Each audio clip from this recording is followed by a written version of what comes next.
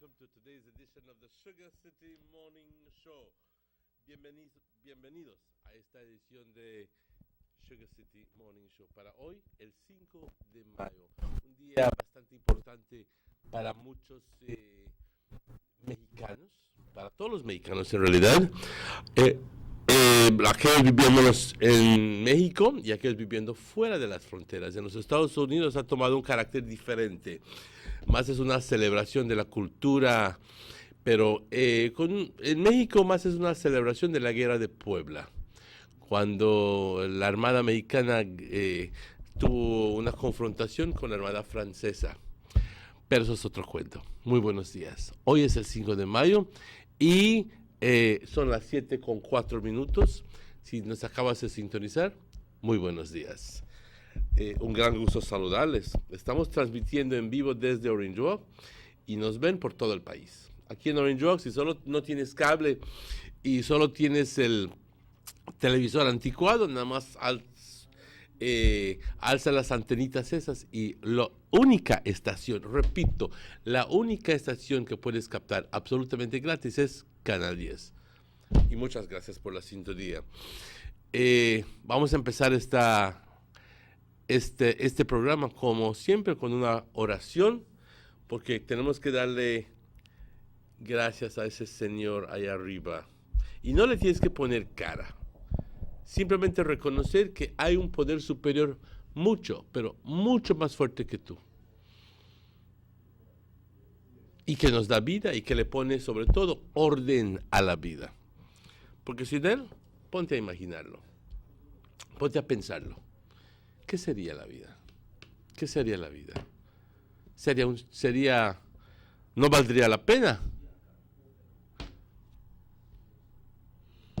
Hoy le doy gracias a Dios porque respiro, camino, veo, hablo y porque me regala un día más de vida. Gracias, Padre, por esto. Gracias por todas las bendiciones que me das a mí, a mis familiares, compañeros de trabajo, a todos los que se unen a esta oración y a todos los que nos ven. Gracias, Padre. Te pedimos que continúes bendiciéndonos, ese amor incondicional que tienes para nosotros. Te pido, Padre, que me perdones. Te pido que nos ayudes, que nos alientes, que tengamos un bonito día hoy.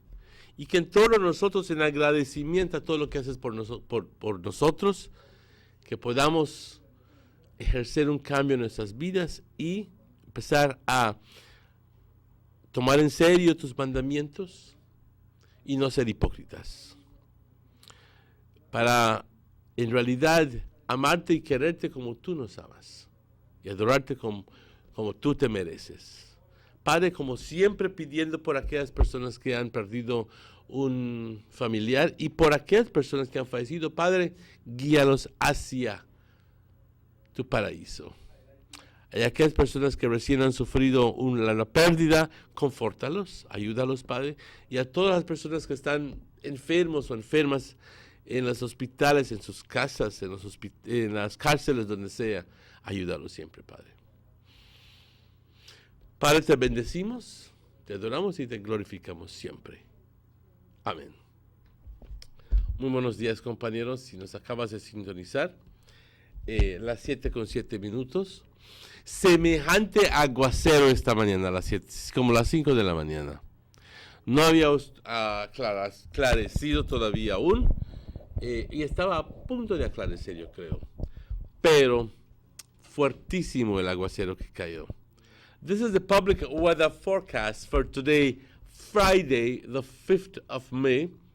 And this report generated at 6 o'clock in the morning indicates that relatively moist. I wonder why they use that word relatively. If it's moist, it's moist. It doesn't have to be relatively moist. Moist and unstable conditions prevail as a weakening cold front. Now, yesterday, this cold front was labeled as a powerful cold front, but it's weakening as it crosses the Gulf of Mexico onto the Yucatan Peninsula. And you'd be thinking, a powerful cold front in May? Well, these are certainly changing times. The weakening cold front approaches and then it stalls near the area during the next 24 to 48 hours. So, this is typical of cold fronts at this stage because they don't come all the way down to the Yucatan Peninsula, past Belize and onto Honduras and so forth. They stall, and then because they have a tendency to move east, they will just quickly lift up, go up north and east, and we are either spared or we get just la colita. We just only whiff. But for the following 24 hours, skies will be cloudy with a few showers. There will be periods of rain and isolated thunderstorms affecting mainly the southern and northern areas this morning. Well, we had one this morning. I don't know if we have another one this morning. It's very probable that we will, because the skies are overcast here. And then again, it says over most areas tonight. So tonight, it's going to rain. It's going to rain. So that certainly will dampen your Friday night activities. Winds blowing from the east to northeast, becoming west to northwest at 10 to 20 knots. This is typical when we have a cold front approaching. Okay? The sea stayed choppy to moderate, and it also explains the reason why a lot of us, you wake up with congestion. And Checky this morning told me, oh, I have the flus. It's not the flus. It's just allergies. The body responding to the change in humidity and temperature and so forth. Well, perhaps it could be a little flu, but most of the time, these are allergies. This is the way the body reacts. The sea state choppy to moderate, becoming locally rough near showers or thunderstorms. There is a small caution in effect. The outlook for Saturday and Saturday night is for skies to be cloudy at times with a few or isolated thunderstorms over the south and the coast. The temperatures along the highs along the coast, 88 degrees Fahrenheit, inland 94 degrees Fahrenheit, and in the hills 83 degrees Fahrenheit. The lows for tonight along the coast, 78, inland 72, and in the hills, 68 degrees Fahrenheit. The tides, there was a high tide 14 minutes ago at 6:57. There will be a low tide at 29 minutes after 12 this afternoon. Then that's followed by another high tide at 12 minutes before 7 tonight, followed by a second low tide at 6 minutes before 1 o'clock tomorrow morning, Saturday morning. Apologize. The sun sets this afternoon at 6:14, and the sun rises tomorrow morning at 24 minutes after 5.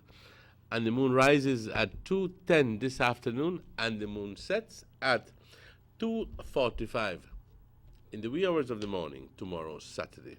We want to thank forecaster Young for this information. Buenos días. Este es el reporte del tiempo para hoy viernes 5 de mayo, y este reporte fue generado a las 6 de la mañana, indicando de que condiciones húmedas y muy inestables están controlando el país de Belice, tanto así porque se está acercando un frente de frío que anteriormente, anoche, escuché el reporte del tiempo, se etiquetó este frente de frío como un frente de frío poderoso, pero que está pasando por un proceso de debilitación. Y entonces este frente de frío se está acercando, pero se está atrasando. Es más, se está poniendo inmóvil en el área de la península de Yucatán. Y eso está causando estas condiciones, ¿ok? Se puso y se estancó ahí, ¿ok? No se está moviendo. Entonces, esto va a suceder para las siguientes 24 a 48 horas y va a estar causando mucha inestabilidad, porque con el frente de frío acercándonos. Hay un cambio de tanto de presión y de temperatura. Así que este tipo de reacción es lo que típicamente sucede, que tenemos las tormentas de lluvia intensa. ¿Okay? Los cielos estarán nublados por momentos con algunos chubascos, periodos de lluvia y tormentas aisladas afectando las porciones norte y las porciones sur del país hoy por la mañana y luego sobre todo el país hoy por la noche. Así que aunque ya tuvimos una tormenta, sí, fue una tormenta, por decir, porque hubo relámpagos y hubo trueno y relámpagos esta mañana, quizás tengamos otro durante el curso del día, posiblemente hoy por la noche. Los vientos del este-noreste cambiando al oeste-noroeste de 10 a 20 nudos. Esto obviamente causado por el acercamiento del frente de frío. Y luego el estado del mar agitado. Y puede que sea que se agite suficientemente para causar condiciones bastante peligrosas. Así que por esta razón se les pide a todas las pequeñas embarcaciones ejercer muchísimo, pero muchísimo cuidado. Ya sabemos que en el mar, pues, y especialmente cuando traes pasajeros, no puedes tomar muchas libertades, no puedes tomar libertades, punto. Así que, por favor, ejerzan mucho cuidado. El pronóstico para mañana sábado y sábado por la noche es que los cielos estén nublados por momentos, con algunos chubascos o tormentas aisladas, esencialmente sobre el sur del país y por la costa. Así que mañana no hay pronóstico. El pronóstico no indica que vamos a tener lluvia. ¿Okay? Las temperaturas, las altas por la costa, 88 grados, en el interior 94 y por las colinas 83 grados. Las bajas por la costa 78, en el interior 72 y por las colinas únicamente 68 grados. Las mareas, una marea alta y sucedió hace 20 minutos, 6:57, perdón. Y luego tenemos una marea baja a las 12:29 hoy por la tarde. Otra marea alta a las 6:48 hoy por la noche. Y luego otra marea baja a las 12:54, 6 minutos antes de la 1 de la mañana, mañana sábado. El sol se oculta hoy a las 6:14 y el sol sale mañana a las 5:24. Y la luna igualmente sale a las 2:10 y se oculta a las 2:45 mañana sábado. Y le damos las gracias a Forecaster Young y a nuestros patrocinadores. Vamos a hablar de A&R Superstores, que por todo el país tienen estas tiendas y ahora recientemente han abierto una tienda en Dangriga. Muchas felicidades a la familia Urbina. Chendo, mis respetos. Y estamos hablando de Derek Gillett, estamos refiriendo también a Rapidito Loans, estamos refiriendo a Carl Houston Memorial Hospital, Belize Tourist Board, también Government of Belize Press Office y también no podemos olvidar German Vegan Sons, Honorable Gaspar Vega, el señor Eduardo Vega y esta estación. Derek Gillett, también muchas gracias, y a esta estación de televisión que permite que pasemos estos anuncios. Señores, ya son las 17:17. Hoy tenemos unos invitados y vamos a hablar cashew. Así que vamos a tomar una pausa y estaremos de vuelta con ustedes entre muy poco. No se vayan.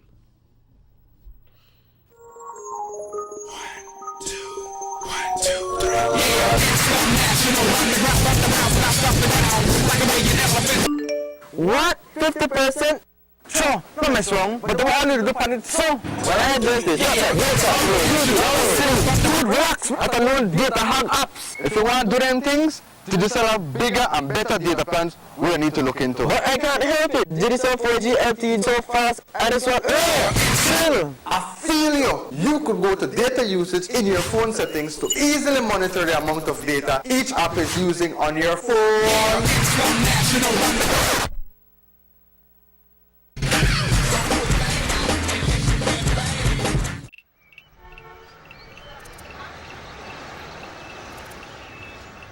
Everyone needs a getaway. Why not make it in your own backyard? Learn the history of your old capital.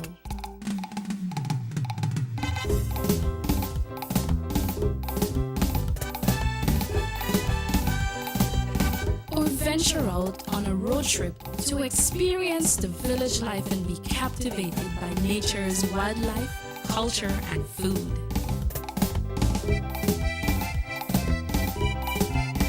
Belize, where you can discover how to be a Belizean traveler.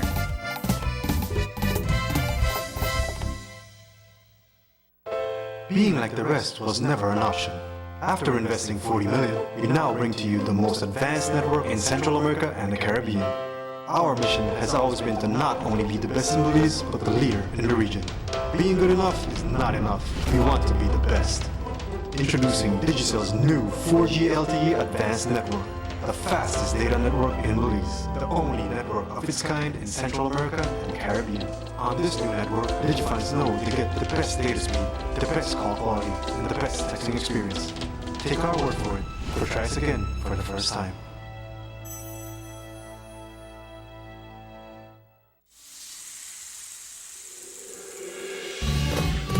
Why go anywhere else on vacation when an unforgettable experience awaits you right here in your own backyard? Explore southern Belize, home to the Cacao Trail, the historically rich Maya, and our illustrious southern heritage. Satisfy your sweet tooth with a cacao tour, relax by the river, or enjoy a basket weaving demonstration.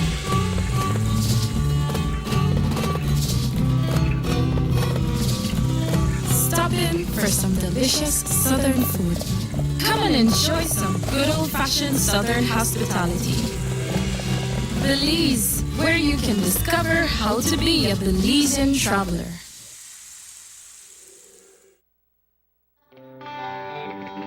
Everybody wants a clean and healthy family. That's why they purchase the best food products and the cleansing materials. This time, we give you a bigger size of La Costeña products like the mouth-watering fried beans and the pasta sauce. And surely for your clean laundry, we have the breathtaking aroma of Ensueño Max Suavitel. Even your visitors will ask what you clean your floors and restrooms with. And you can boast it is the variety of Pinol products and Sultan muriatic acid now in 900 milliliters. And much more for the best prices only at German Vega and Sons Imports. We serve you at number 5 San Antonio Road, Orange Walktown. You can even call us at 322-3625 or 322-2672. Or you can even send us a fax at 322-2571 or email us at germanvega@btl.net. German Vega and Sons Limited, because we care for you.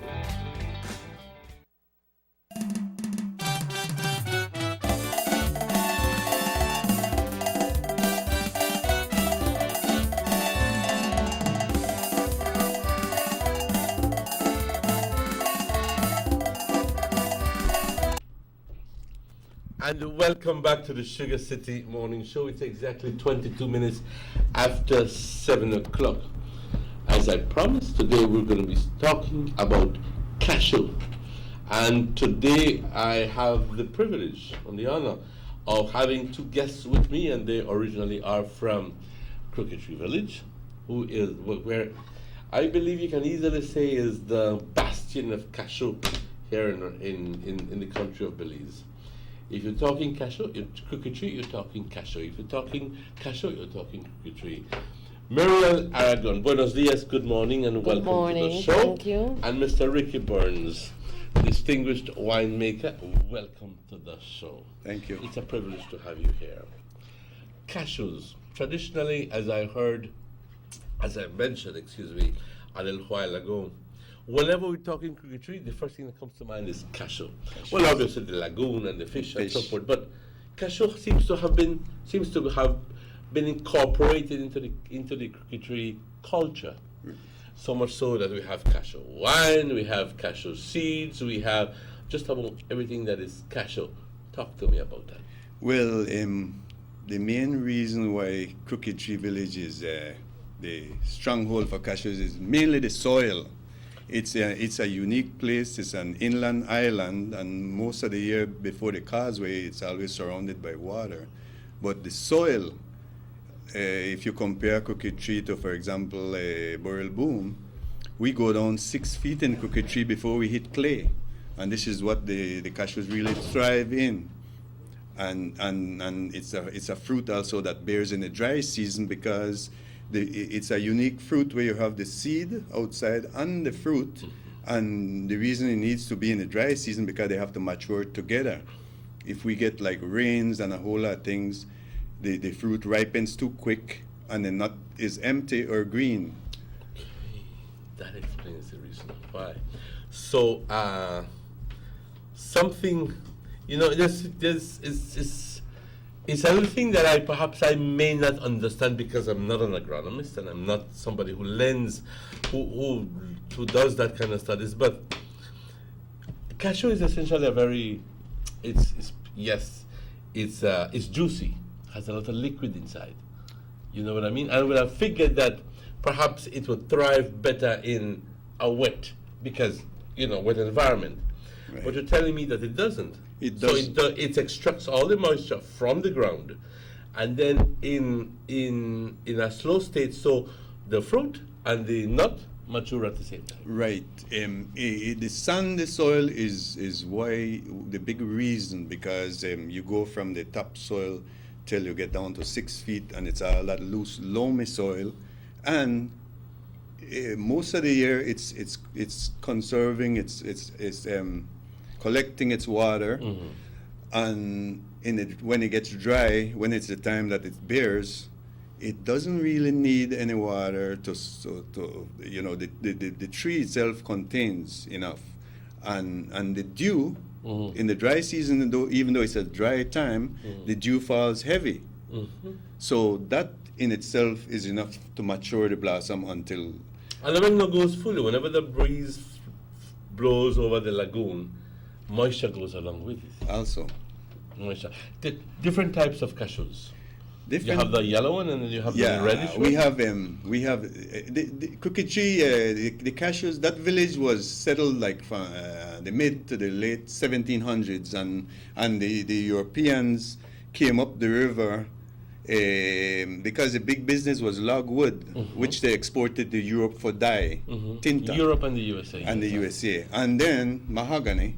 So the first settlers way back, they found this island, and I'm still trying to find out for true if some early people brought that there or that was already there. It was a native Belizean plant. Right, because we have the yellow ones, and in that comes all different sizes and shapes. We have these are the native I'm talking about, and we have the red one which come in round and elongated and all different shape.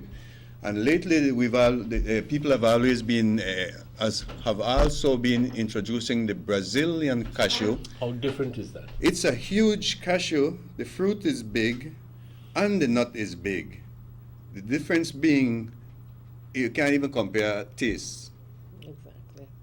The local cashews, nuts and fruit are sweeter sweeter. and tastier. So the other one is volume and very little taste, and ours is smaller but full taste. And I wouldn't say very little taste, but not as much you as- can't compare to the local cashews. Yes. I'm just trying to look up here where it originally, no, he says that there's separate cashew, called the cashew apple, better known in Central America as Marañón. Marañón. Okay, it ripens into a yellow apple. Okay, originally, from what I'm seeing here, while the cashew plant is native to northeast Brazil, the Portuguese took it to Goa, India, between 1560 and 1565. From there, it spread throughout Southeast Asia and eventually Africa. It may not have been native to Belize, but Right. nonetheless, it's already a part Yeah. of us Right. here. So, what can we produce with the cashew? From the nut, as everybody knows, it's one of the tastiest nuts. People eat the nut, but now we're getting into making butter, cashew butter. Yes. Cashew butter, we make fudge, we make all kind of different product from the nut. Uh-huh. From the fruit, every year people have been adding new stuff. Everybody knows the wine, Yes. and don't mistake a bottle of good organic wine for like a Boone's or a table wine you'd buy at the store. Those wines are usually maybe 10-12%. A well-made cashew wine has been proven to get up to 22% alcohol. What? Yes. It's a knock your heart. And in knock your heart, and then so from the fruit we make cashew cake, it's true cashew. They're making all different kinds of pastries out of cashews Are we now. exporting any of it? Anything that is cashew related?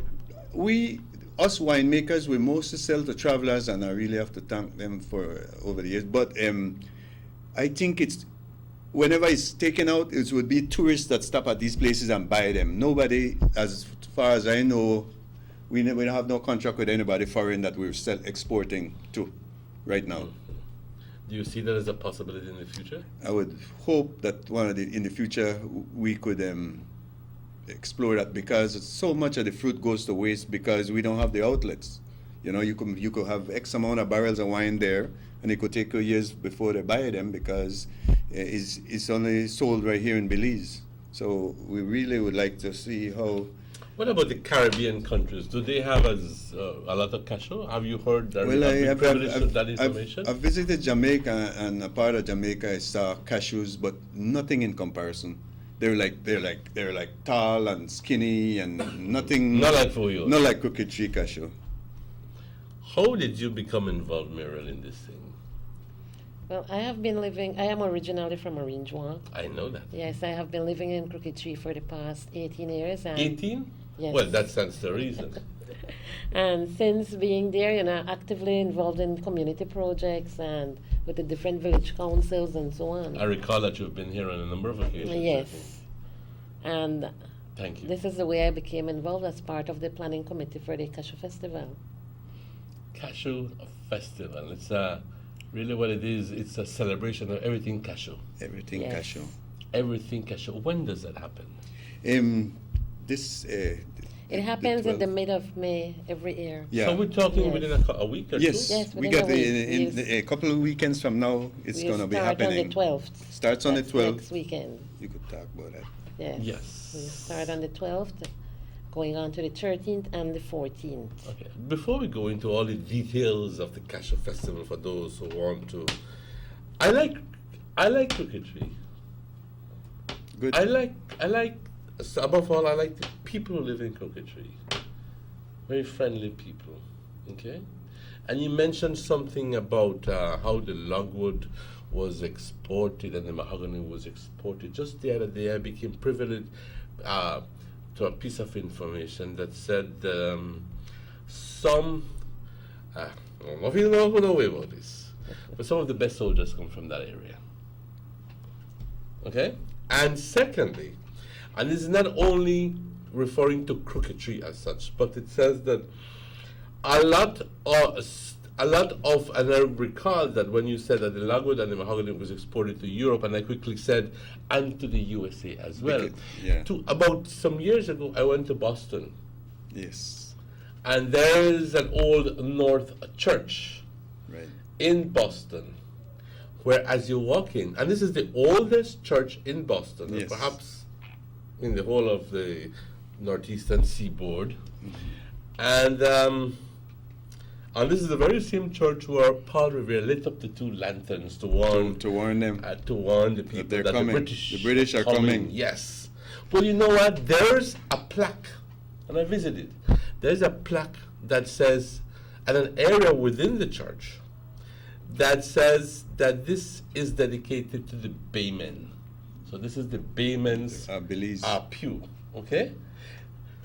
So if you are a native Bayman, somebody from Belize, you have the right to sit in that area, cushion seats and everything. This is obviously because a number of the people who lived in Belize at that time sent the logwood, the lumber, from Belize to the Boston, Yeah. and they constructed the steeple and part of the church and blah blah blah. And in recognition for that work, they then made this section of the church Yeah. dedicated to the Baymen of Belize, of British I America. was fortunate to visit Boston, and you're right on cue with everything you say. And Boston was one of the first stop off before they cross over to Scotland. Now imagine that Crooked Tree figured very prominently in all of that, because all of that area was the area where the lagoods and the Was mahogany coming from. Remember that, they didn't, initially when they came to Belize, it was only the northern part between the Belize River and the New River. So Crooked Tree fits right smack in that. Yes. Okay. Actually, the history books tell you that the first settlers, they were actually buccaneers, and one of the reasons they found these areas is as the conquistadores were bringing the stuff from South America, the Barrier Reef is what helped us, because these settlers went out in these false sailing sloops and thing, and oftentimes robbed them, and then they went. Most of the time. They went into hiding, and as they went up the river, they found out that all these things exist there. Yes, exactly. So the director is prompting me that we need to go on a break. We will take that break, and when we come back, we'll give you the details about the Cashew Festival. So, don't begin to pack up yet, but do it very shortly. Let's take that break. They say that being on 4 wheels may move your body, but being on 2 wheels moves your soul. When I'm going for my cross-country rides, I need my coverage to go as far as my heart can take me, everywhere I want to be. With Digicel 4G LTE, I've got nationwide LTE coverage for my GPS and my snaps. I ride all over Belize covered by Digicel 4G LTE. You feel me?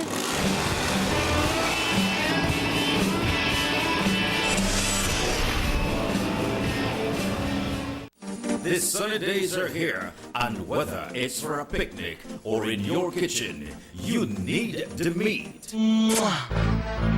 Gillette's Meat Shop proudly offers a variety of juicy cuts, such as processed meats, ham, bacon, salami, longaniza, and sugar cure ham, just to mention a few. Enjoy our meats in beef, pork, and mutton. So for that healthy cut your family enjoys, visit us at number 18 San Antonio Road in Orange Walk from Monday to Friday, 7 a.m. to 12 p.m. and 1:30 p.m. to 6 p.m. Saturdays, 7 a.m. to 12:30 and 3 to 5 p.m. Sundays, 8 a.m. to 11:30 a.m.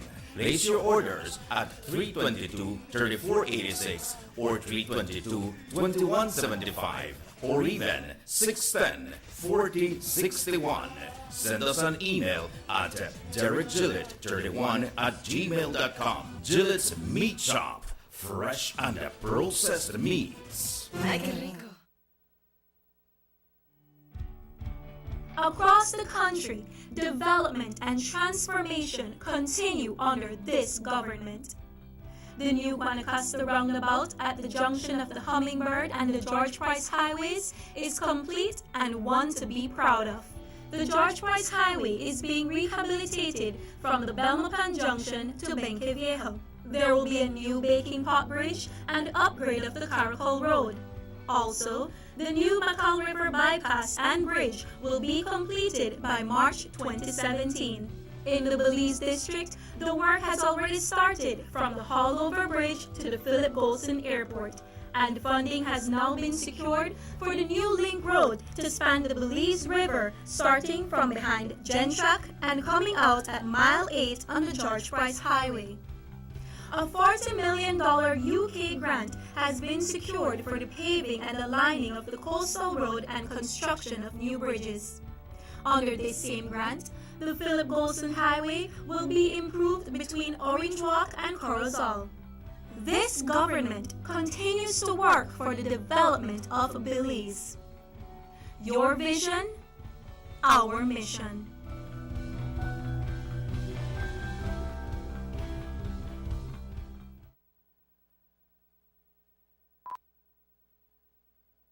Tienes 8 cilindros. Eres adrenalina disfrazada de aleación de aluminio a 8000 revoluciones por minuto. Así como así. ¿Será el cigüeñal?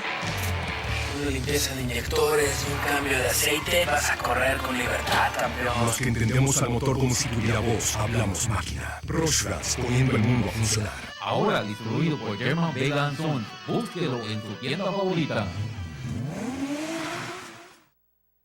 As a testament to government's commitment to improving the lives of all Belizeans, in 2016, the Ministry of Investment, Trade and Commerce, championed by Beltrade, secured approximately $300 million in new and expanded investments, leading to over 1,500 jobs in tourism, agribusiness and business outsourcing. The ministry continues to facilitate meaningful investments that will improve the lives of all Belizeans.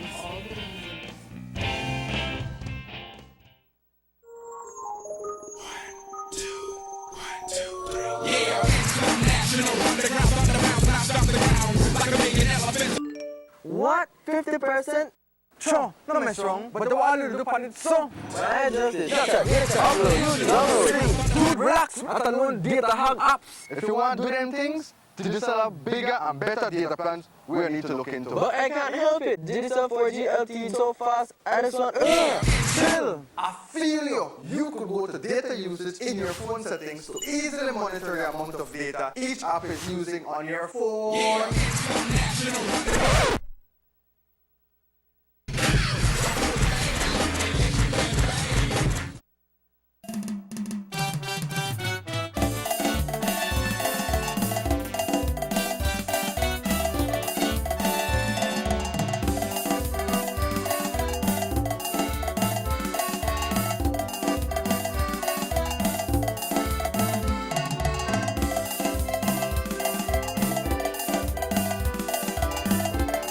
Welcome back to the Sugar City Morning Show.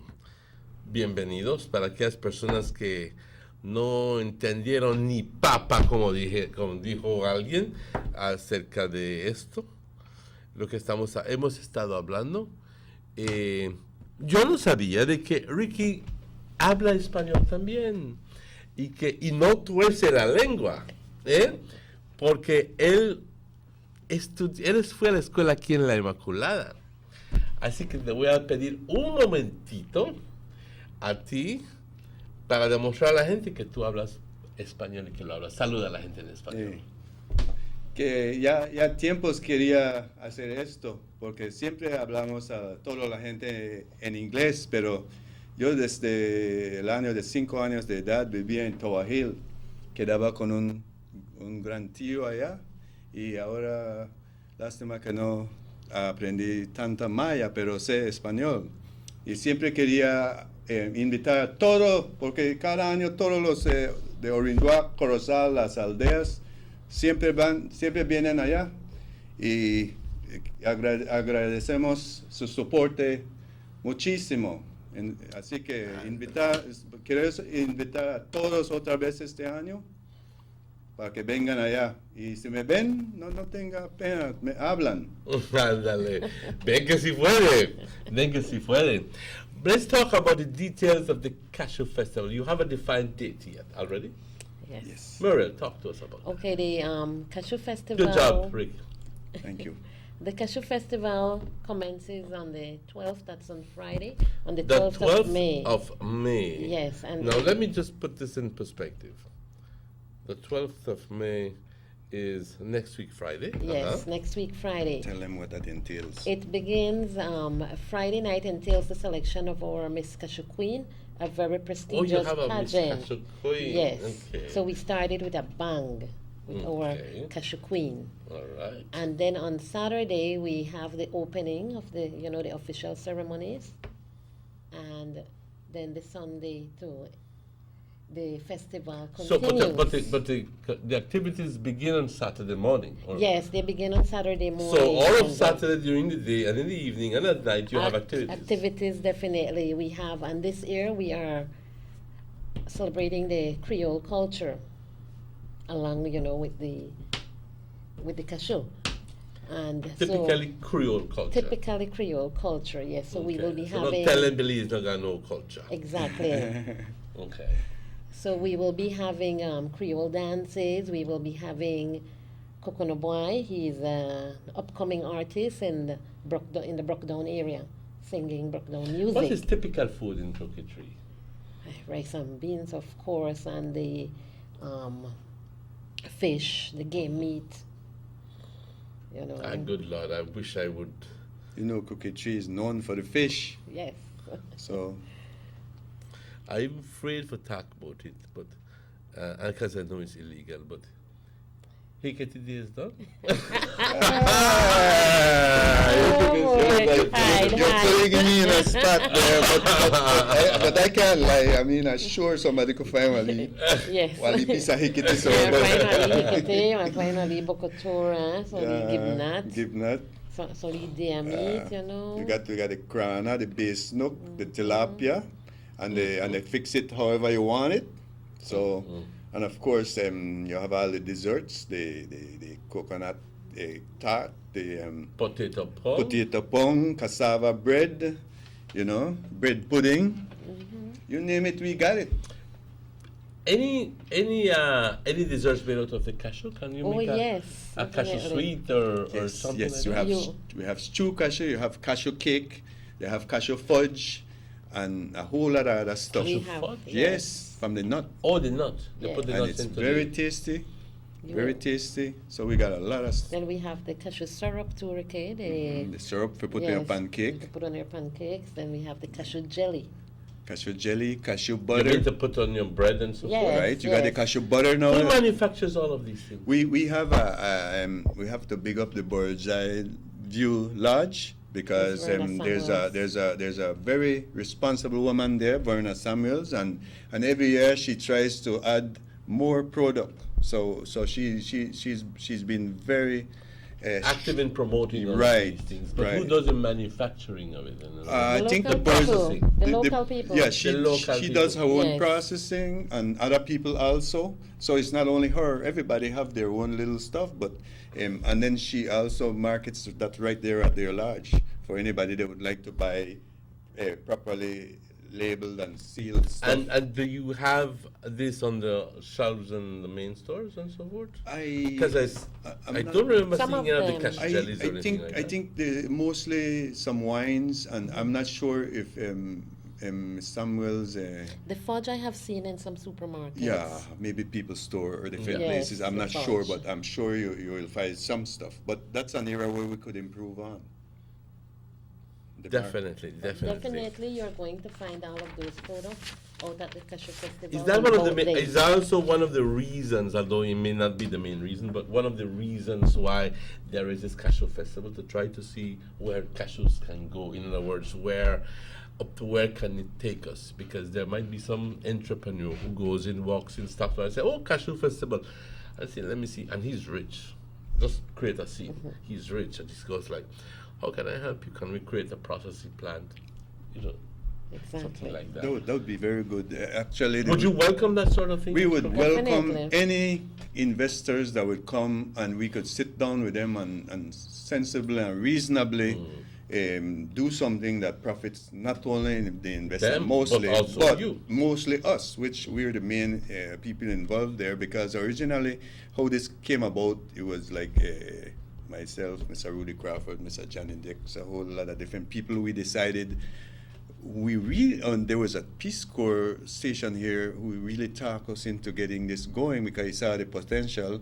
And from that time on, every year we've continued. I think this is the 32nd year, right? 32nd years ago we started that. 32 years ago. Yes. 32 years. 32? The 32? It's supposed to be either 32 or 33. I'm not too sure. Celebrating this cashew, But this magnificent fruit.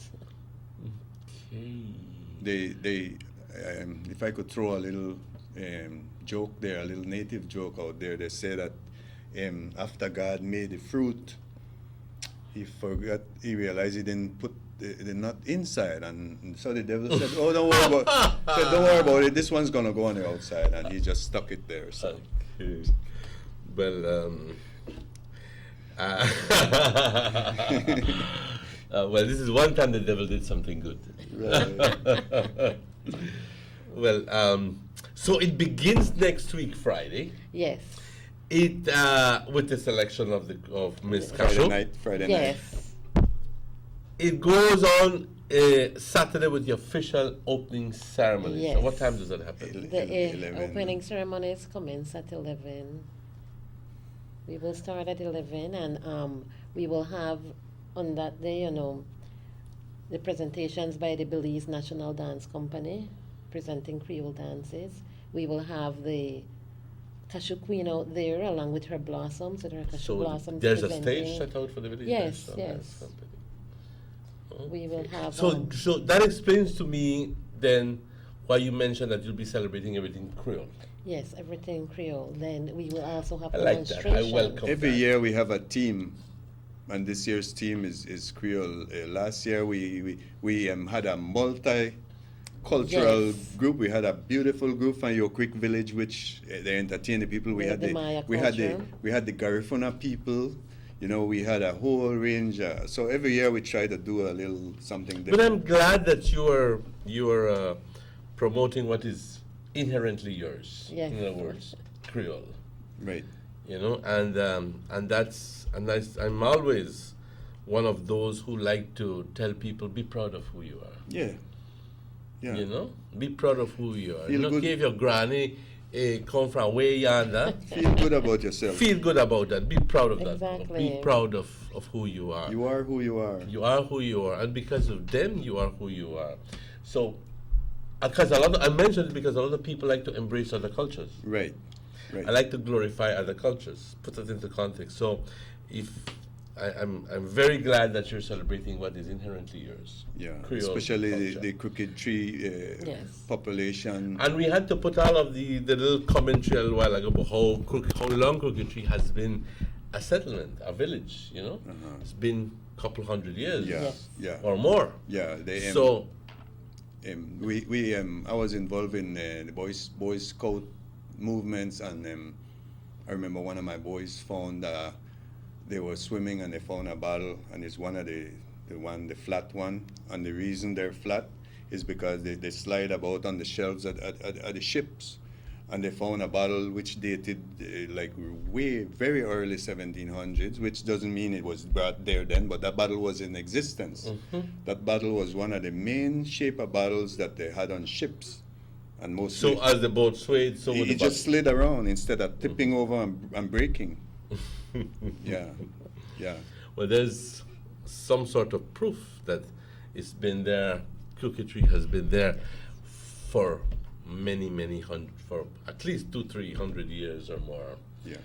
So it goes on Saturday. Yes. I'm not done this. Will there be a dance or something Yes, like there is that? going to be a dance. During the course of the day, we are going to have demonstrations of the roasting of the cashew seeds. Oh. And Mr. Ricky can tell you more about that because Yeah, he's the one in there's charge.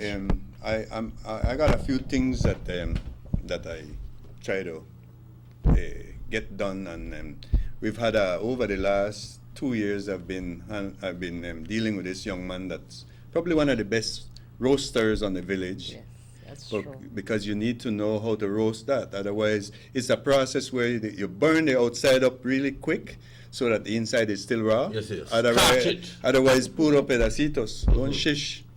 So he's going to be roasting he's going to be breaking, he's going to be baking. That's the three process of the cashew nut. You roast it on a fast burning fire. You roast it on a fast burning fire. And then you break it out. Open fire? Open fire, and it's very toxic. So we usually go to the end of the grounds for that because this is where they say that it's toxic. Oh, it's very toxic. You could choke and could hardly catch your breath. I mean, believe me, I've done this many years, and so you gotta be upwind from this toxic nut because the outer shell contains such a strong acid.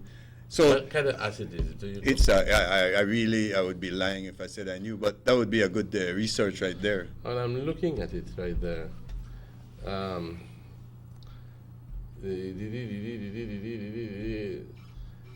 It's very toxic.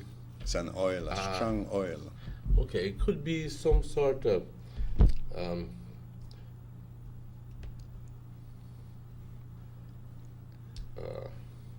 no.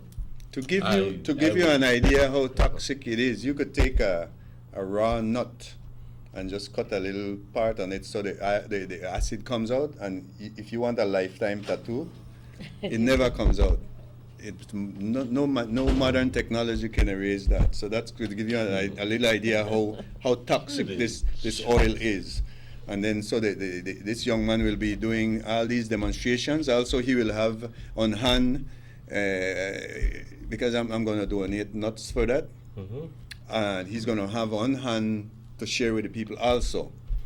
So all of this has to be done, and he has to have some prepared stuff.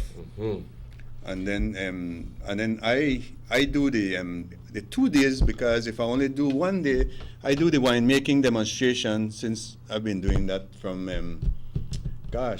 before the Youth Connection band was formed. Because I used to that's one of I used to bring wine for the band way back. But I will be doing the demonstration the 2 days, because the reason why, because people that come Saturday they don't necessarily will come Sunday, and we've been asked to please do it both days.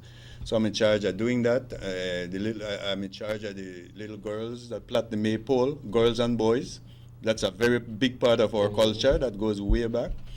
And then we have the maypole. Okay. Yes, and we have usually we have a greasy pole. This year we're trying to get a greasy pig, which we have to make an enclosure, and the contestant will have a certain time to grab that pig. Well, then bow-legged people can't compete. That was fun. Fun. Yeah, so. So, very good. But I want to go back to that 3-stage thing. The roasting. Yes. Then the roasting, and we have, not to boast, but it's proud to be Belizean and know that we have the most resinous pine.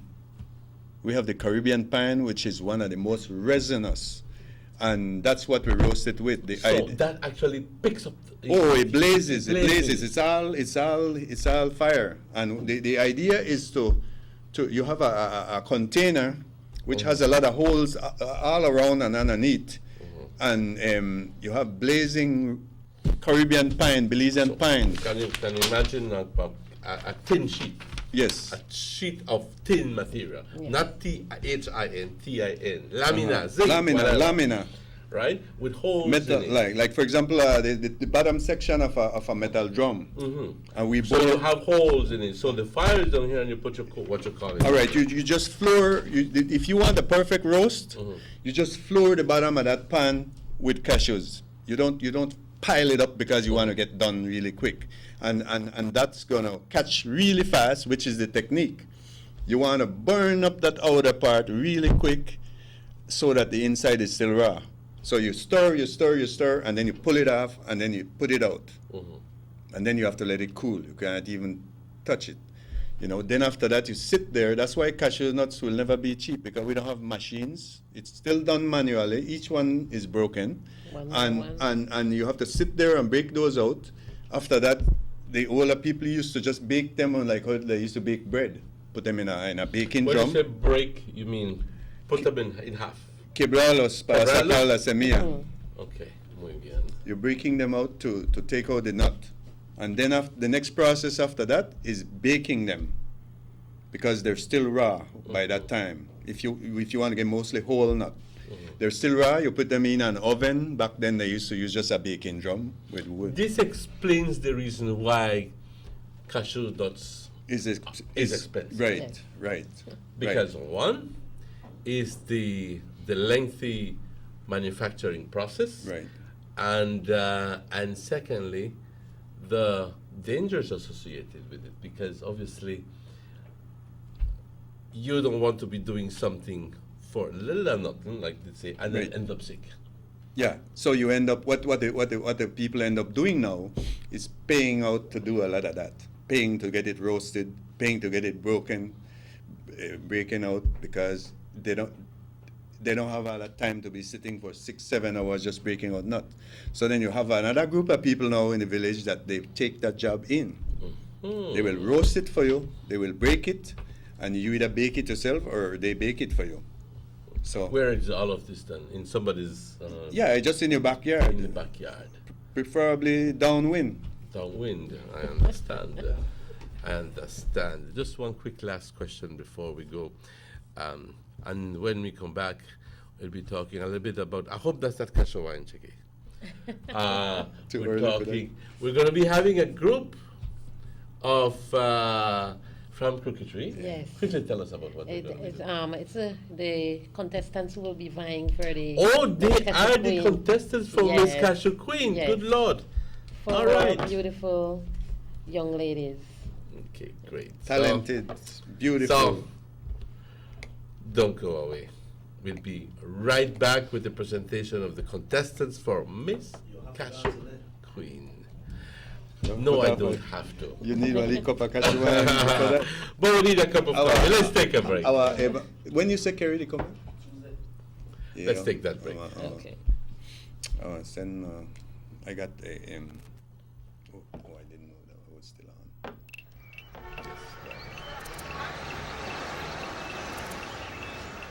Everyone needs a getaway. Why not make it in your own backyard? Learn the history of your old capital.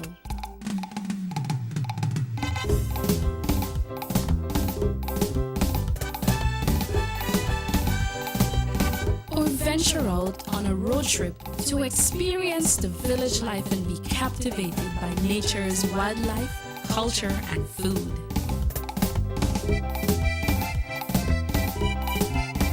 Belize, where you can discover how to be a Belizean traveler.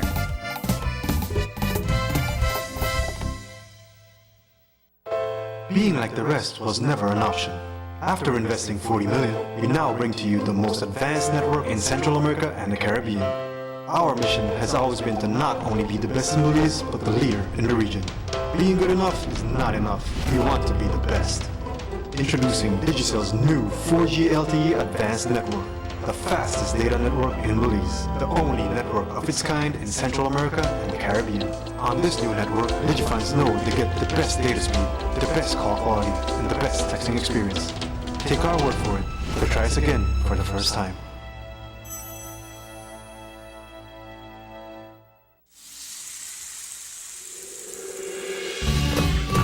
Why go anywhere else on vacation when an unforgettable experience awaits you right here in your own backyard?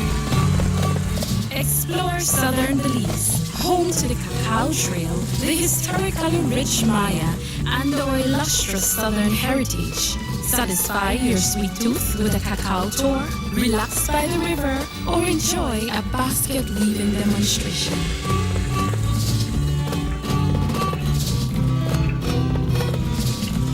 Stop in for some delicious southern food. Come and enjoy some good old-fashioned southern hospitality. Belize, where you can discover how to be a Belizean traveler.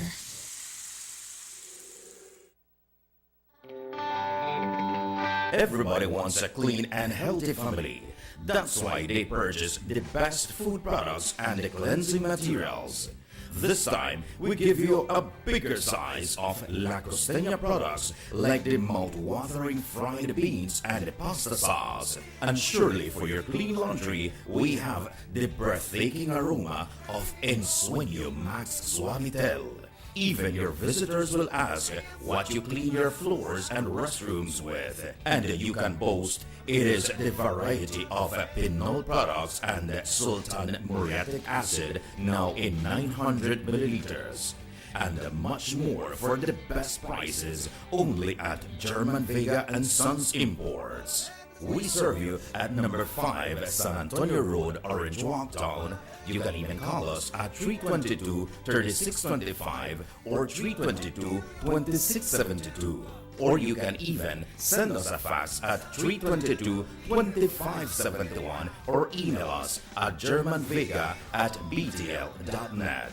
German Vega and Sons Limited, because we care for you. They say that being on 4 wheels may move your body, but being on 2 wheels moves your soul. When I'm going for my cross-country rides, I need my coverage to go as far as my heart can take me, everywhere I want to be. With Digicel 4G LTE, I've got nationwide LTE coverage for my GPS and my snaps. I ride all over Belize covered by Digicel 4G LTE. You feel me?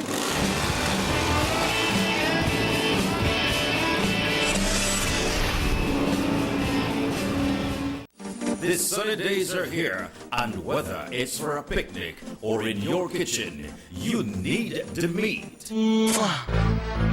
Gillette's Meat Shop proudly offers a variety of juicy cuts such as processed meats, ham, bacon, salami, longaniza, and sugar-cured ham, just to mention a few.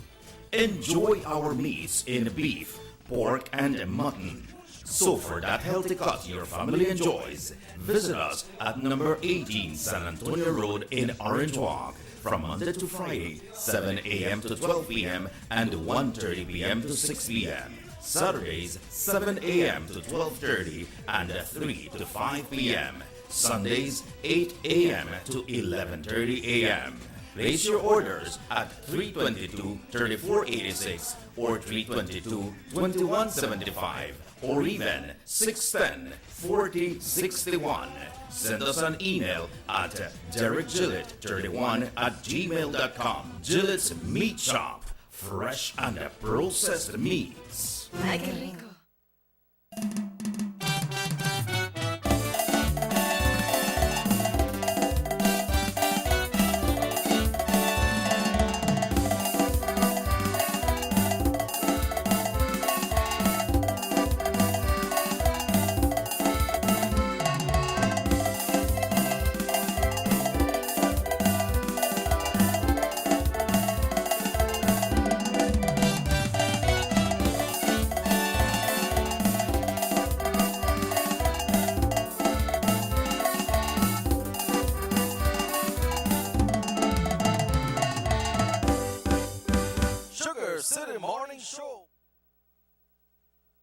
And welcome back to the Sugar City Morning Show. With us, the 4 contestants for Miss the Cashew Queen. And I was, during the intermission, during the little break we had, I was talking to Muriel about the contest, and I was told, yes, it's going to be a beauty pageant, but it won't be like an adult beauty pageant with all the kind of very revealing situations. These are young girls going to going to primary schools, and therefore will only be going through certain procedures that are fitting for people in that age. So it gives me great pleasure, to pass on a little bit of information about this. First, it's going to be an introduction, a cultural presentation, which is, Muriel, help me here. You said a cultural presentation? Yes. Okay. When the little girls introduce themselves, they will be doing so in their cultural attire. Creole attire. Okay. Creole. Okay. Creole. And then the second segment will be sportswear. Yes, they have chosen on their own a sports of their choice, their favorite sport, and they will model the sportswear and also demonstrate the sport on stage. Okay. And then you'll be having a casual wear competition. Yes, now this little segment here titles of a little casual wear, something that they would use to go to an agricultural show or to a little outing. Okay, you know. a little party down at Yes. the neighbors. Okay. Then there's a talent aspect to the whole competition. Yes, that's a talent aspect. That's a big part of our competition. Since the little girls, they choose the talent that they want to do for that night, they prepare it on their own. So in other words, if somebody can able to blow the saxophone or play the piano or do gymnastics, whatever, Yes, that's their talent. yes, that's that their they want talent. to showcase to the Exactly. public. Okay, and that will be a part of the judging as well. Yes. And then you have the final portion. Well, not really the final, but I would imagine the final attire, which is the evening wear, where they don their beautiful dresses. Yes, they wear their nice, beautiful dresses. They model it on stage, and and they show their beauty, their grace. Mm-hmm. And then during that portion, you're having the question and answer segment. Yes, we have the question and answer segment, and during that time, the young girls are asked questions specifically about the village, about the cashew, and about the Creole culture. Okay. Will they be privy to these questions before so that they can anticipate, or will it be something just?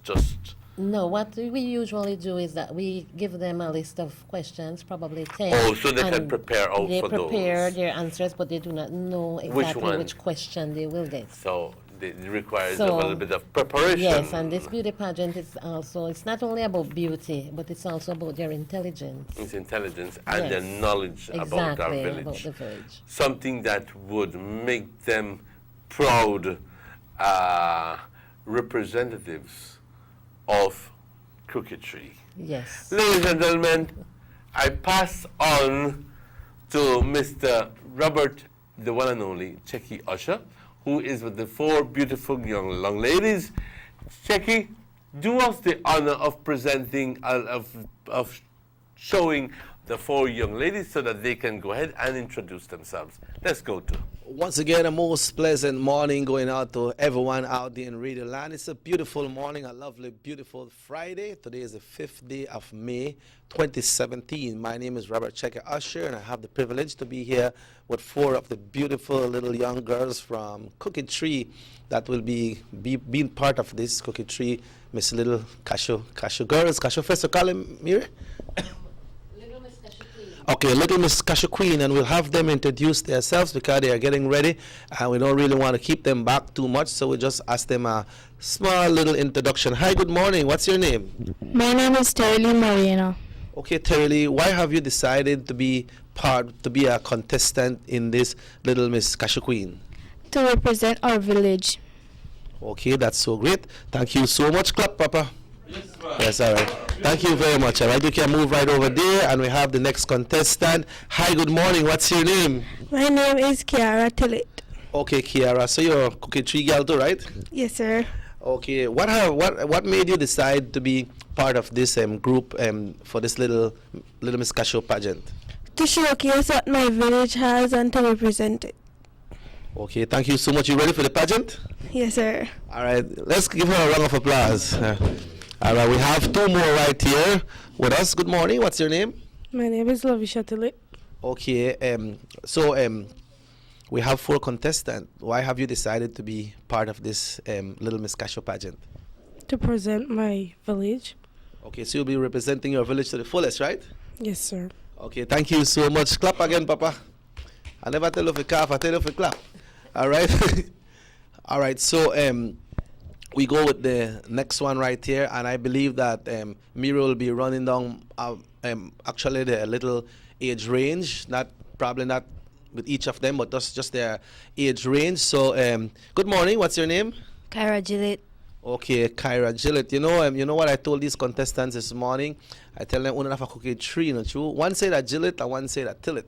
So I tell them, you know what? Gillett and Tillett come out and they see a skillet. You know what a skillet, right? All right, Gillett and Tillett come out and they see a skillet. So, you ready for this pageant? Yes, sir. Okay, so why have you decided to be part of it? To showcase for my village and to represent it. Okay, and you're ready? Yes, sir. Okay, let's give her a round of applause, all of them. And this is Robert Checky Usher from this side, and we will be going back to Emmanuel and Miri. Thank you guys so much. And thank you very much, Checky. Thank you very much. And to the young ladies, to Terly, to Kiara, to Lavisha, and to Kyra, and I hope that I'm pronouncing it right. We want to wish them all the best. Now, these young ladies are, well, exactly that, young ladies, okay? But they're still going to school. Yes, they're still going to primary school. They are in, one of them is in standard 5, one of them is in standard 6. And we work with that age range because our first place winner will win a scholarship, a 4-year scholarship to any high school of their choice. So there's a first prize. Yes. Full scholarship. Full scholarship. 4-year scholarship. So what we are doing at the same time, you know, we are promoting education for females. That's good. Empowerment. And yes, empowering the young girls. Okay, that's empowerment. And what time is the contest beginning? The pageant begins at 7 o'clock. Where will it be Right held? at the basketball court under the big tent.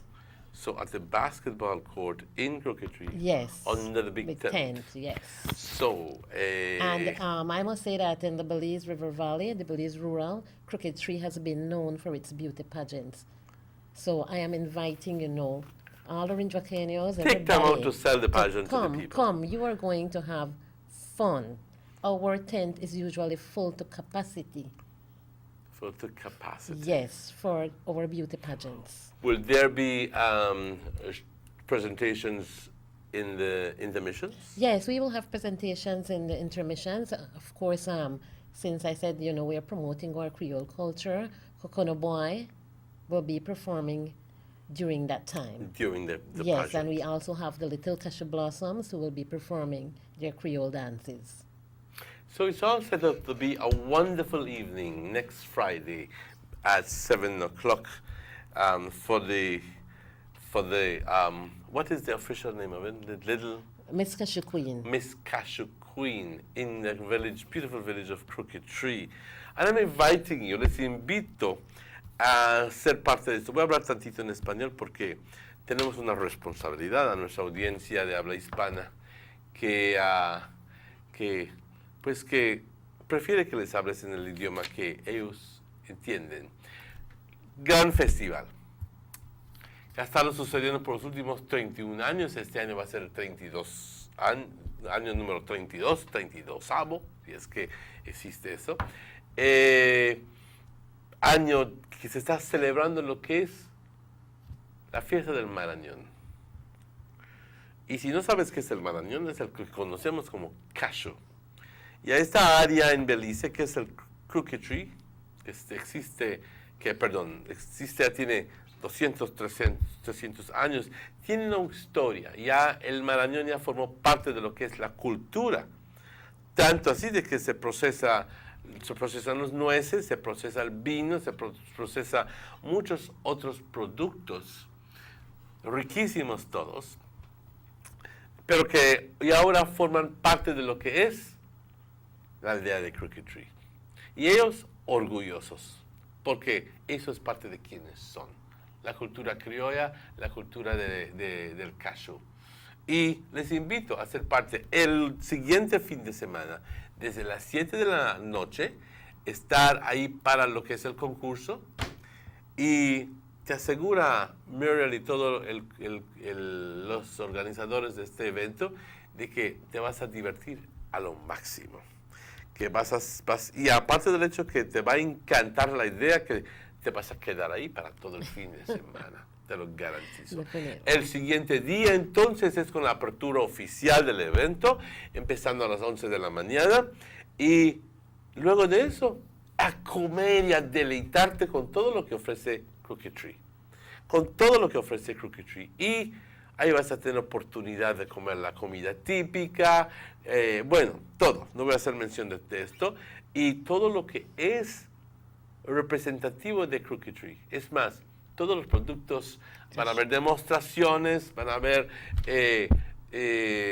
bailes, van a haber, bueno, de todo. Y te invitamos que tú seas parte de esto.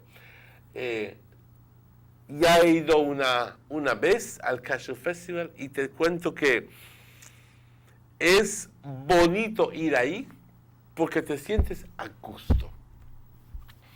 No hay ese lo que sí existe es un ambiente bastante amistoso donde uno te sientes y te deleitas con la buena comida que existe ahí y vas conociendo gente y se pasa un buen rato.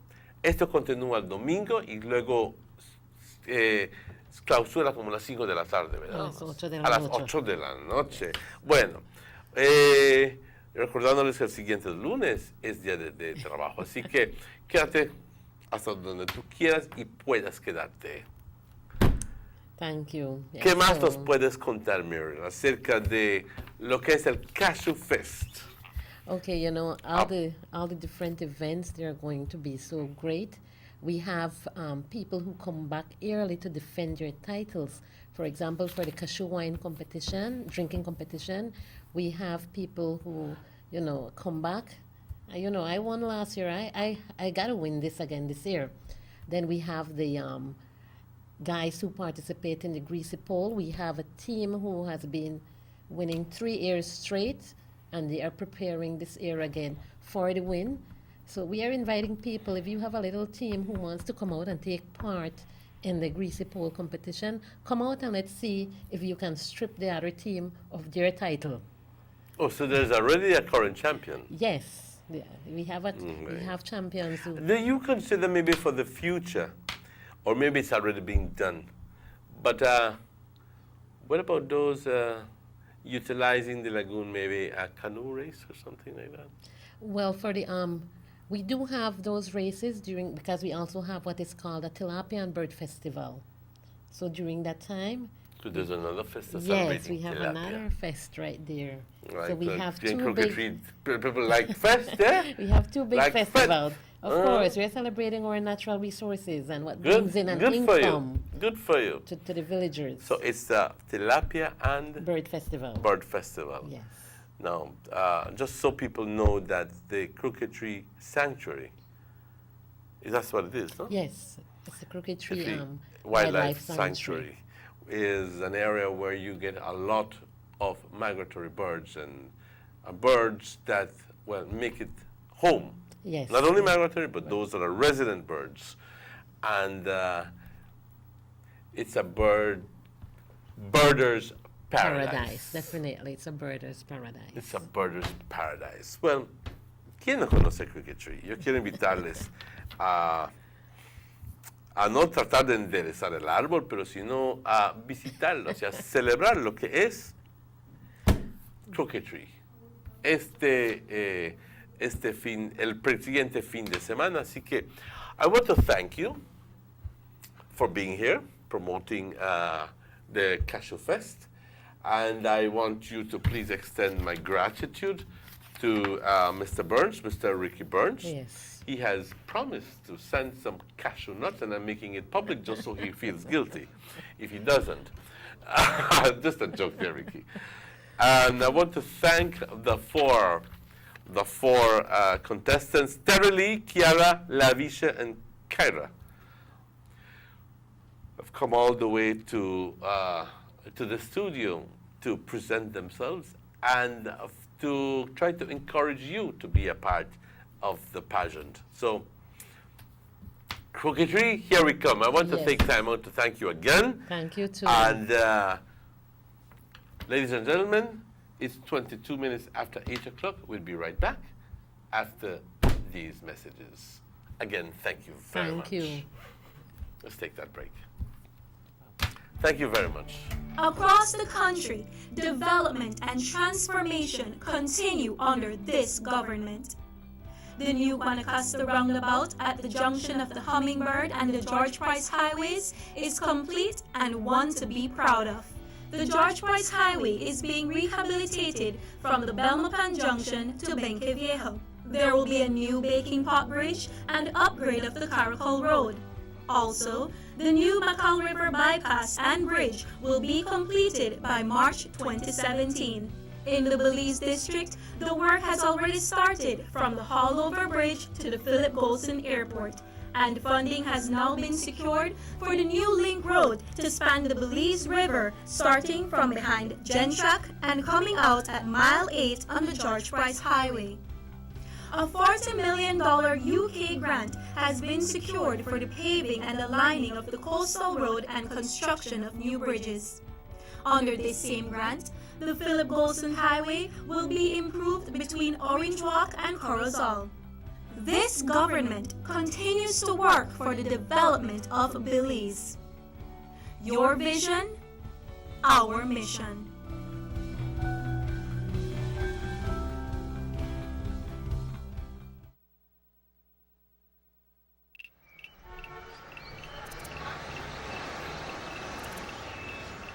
Everyone needs a getaway. Why not make it in your own backyard? Learn the history of your old capital.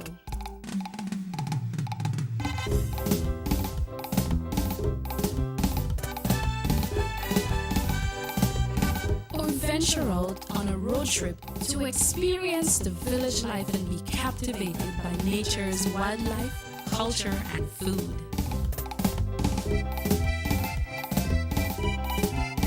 Belize, where you can discover how to be a Belizean traveler.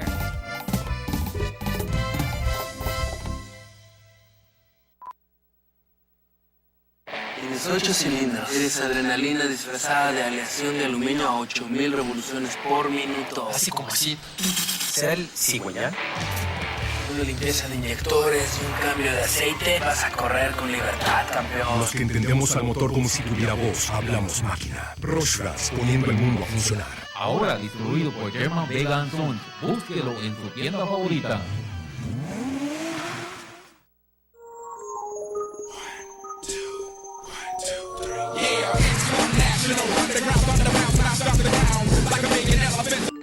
What? 50%? Sure, not mess wrong, but the one you do on it so. I just did. Dude, relax. At alone data hug apps. If you want to do them things, to develop bigger and better data plans, we will need to look into. But I can't help it. Digicel 4G LTE is so fast. I just want. Chill. I feel you. You could go to data usage in your phone settings to easily monitor the amount of data each app is using on your phone.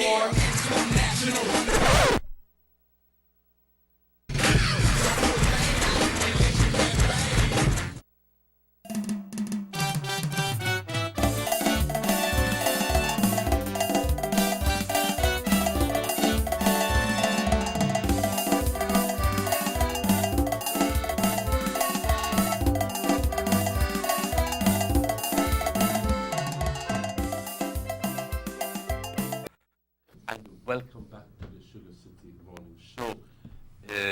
Bienvenidos de vuelta, compañeros, al Sugar City Morning Show. Muchas veces la gente dice, tienes que hablar más duro, Manuel, porque no te oigo. Bueno, sí, los niveles de... ¿Ya no funciona esto? Yes, it's on. Oh, no, it's just turned on. Oh, the switch was off. Yeah. And... ¿Y qué sucede? Mauricio está enojado. Pero lo que sucede es que muchas veces se nos olvida que el micrófono está muy alejado o lo que sea. Compañeros, it's good to have Checky here with me again. Right. He not feel too good. He claims that he has a little flus. Yeah. So, after this finish today, I have to take the rest of the time off for today, boy. Because I think when you have that thing, you need to take only rest too, right? But rest and lots of liquid and rest is the best that you can do. So I will do that today for myself and my family. Yes, for yourself. We depend on each other's. Yes, for yourself. And just get in on the couch, put on the TV, get a cover and relax sleep. Yeah. How about that pajamas or too? No, man, no. You sure? No. No. That's rubber with Bix, like when Granny used to tell me. Rubber with Bix. Who's the tell Bix? Yeah, Emmanuel, tell you that. Today is the 5th day of May 2017. You know, it's a Cinco de Mayo today. I know it's been celebrated in Mexico and parts of California, beginning of California and no other states. But also, I was looking at a story which disturbed me a little bit about some guys that was remanded to Hattieville. According to the story, what these persons were saying, I never really heard from them that they said it, but it was reported that the policeman asked these guys to bring them a gun, and they bring this gun. The policeman asked them to bring a gun? That's what they are claiming, that the policeman asked them to bring a gun. I think it was like 4 persons. So they bring the gun. The policeman knew that they had the gun? I believe so. So he was asking them in good faith to bring it in to the police station. So they bring the gun. Apparently, that was not enough. They asked them to bring one next gun. And I bring one next gun. And asked them to bring a 3rd gun. And they couldn't present the 3rd gun. And somehow they end up at court, and they has been remanded to Her Majesty's prison at the Colby Foundation. For what reason? I never really get the whole story. I think you're supposed to see if you could find it there for me, pa. You know? Yeah, it was on that same. I have it right here. I didn't watch the news entirely last night. What is it saying there? Let me just quickly tell you that. I hope I heard it correct, and what I'm reporting. Let me just quickly give you. It's the way it is, right? But if that is happening, like you could say, you know, why didn't things happen? Why are they asking? Today, 4 men were charged. Yesterday, 4 men were charged in the magistrate's court for firearm and ammunition-related offenses. These persons are Kendall Green, Clive Smith, Aaron Flowers, Edwin Pollard Jr. They were stopped in a green Dodge Caravan on Arlington Drive yesterday afternoon. I would imagine that is in Belize City. I believe so. Arlington Drive. Police searched the vehicle and found a black .38 special revolver inside the along with 5 rounds of ammunition under the driver's seat. So these people had a gun, a .38 special. Okay. At this point, I just want to stop and say, to remind you that, to put this in perspective, what are these 4 people doing with a gun under the driver's seat? Where the gun come from? Well, where do all the guns in Belize come from? All 4 men were detained, but yesterday morning, Flowers told the court, Aaron Flowers told the court, that he had made a deal with the police.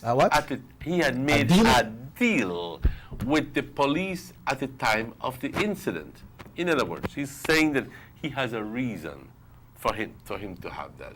According to his testimony, the police promised to let him go if he brought them another firearm.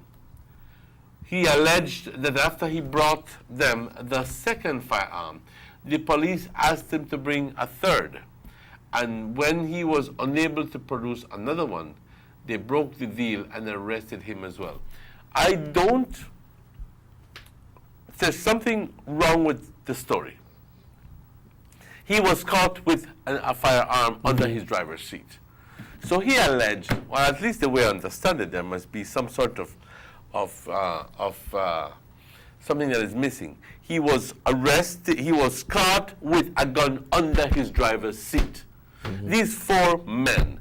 And he explains, according to the story, according to the girl, just like Wageta, right? That it is during that time that he had, of the incident, that he had made a deal with the police. Now, we don't know if the police did the deal with him right there at the spot, or it was prior. Okay? Which explains the reason why he was carrying that gun. Because if it was if it was something that was at that point, well then they should not have had any gun with them because they could not, suppose they could not produce another gun. And at that point, no deal never supposed to be made. And no deal was supposed to be made. I don't know if you're figuring this out. Let me read it again. Police searched the vehicle and found a Black 38 special revolver along with 5 rounds of ammunition under the driver's seat. They had a gun with them. Okay? Mm-hmm. They had. So I guess that they were in the process of taking the gun, just this possibility of taking the gun to the police. Yeah. Or the only way they would have made a deal with the police would have been if they were caught with a gun, unlicensed, and were told, "We're gonna go if you bring me another one." But when did that happen? Or maybe because they were caught with the gun under the driver's seat. Or maybe one time the police searched them and they find them with the gun. Probably the police had a hint, and the police might knew that they had more than one gun. Mm-hmm. So let me go ahead. It says all 4 men were detained, but this morning Flowers told the court that he had made a deal with the police at the time of the incident. Okay, so at the time of the incident, he says he made a deal. According to his testimony, the police promised to let him go if he brought them another firearm. So the deal was made after they were caught. Mm-hmm. You bring me one X gun, I let you guys go. Mm-hmm. No charge. No charge. Okay? I'm trying to figure it out. According, it says, to his testimony, the police promised to let him go if he brought them another firearm. He alleged that after he brought them the second firearm, the police asked him to bring a third. And when he was unable to produce another one, they broke the deal and arrested him as well. So, okay, now I understand it. They were caught with a firearm. Yep. They were told, okay, we'll let you go if you bring me another one. And they bring another one. But how could they have been let go, just let go? They were told, just wanna bring the next firearm. Or could they have been accompanied by the police? Yeah, they said they make one deal. Yeah, but you know? You understand me, como llaman las incongruencias. That they said, oh, bring me the next firearm. Were they let go? Were they told, go back to the business? But you know, Emmanuel, when this thing happened like this, and then people make deal with the police according to the story that we are referring to, the thing is that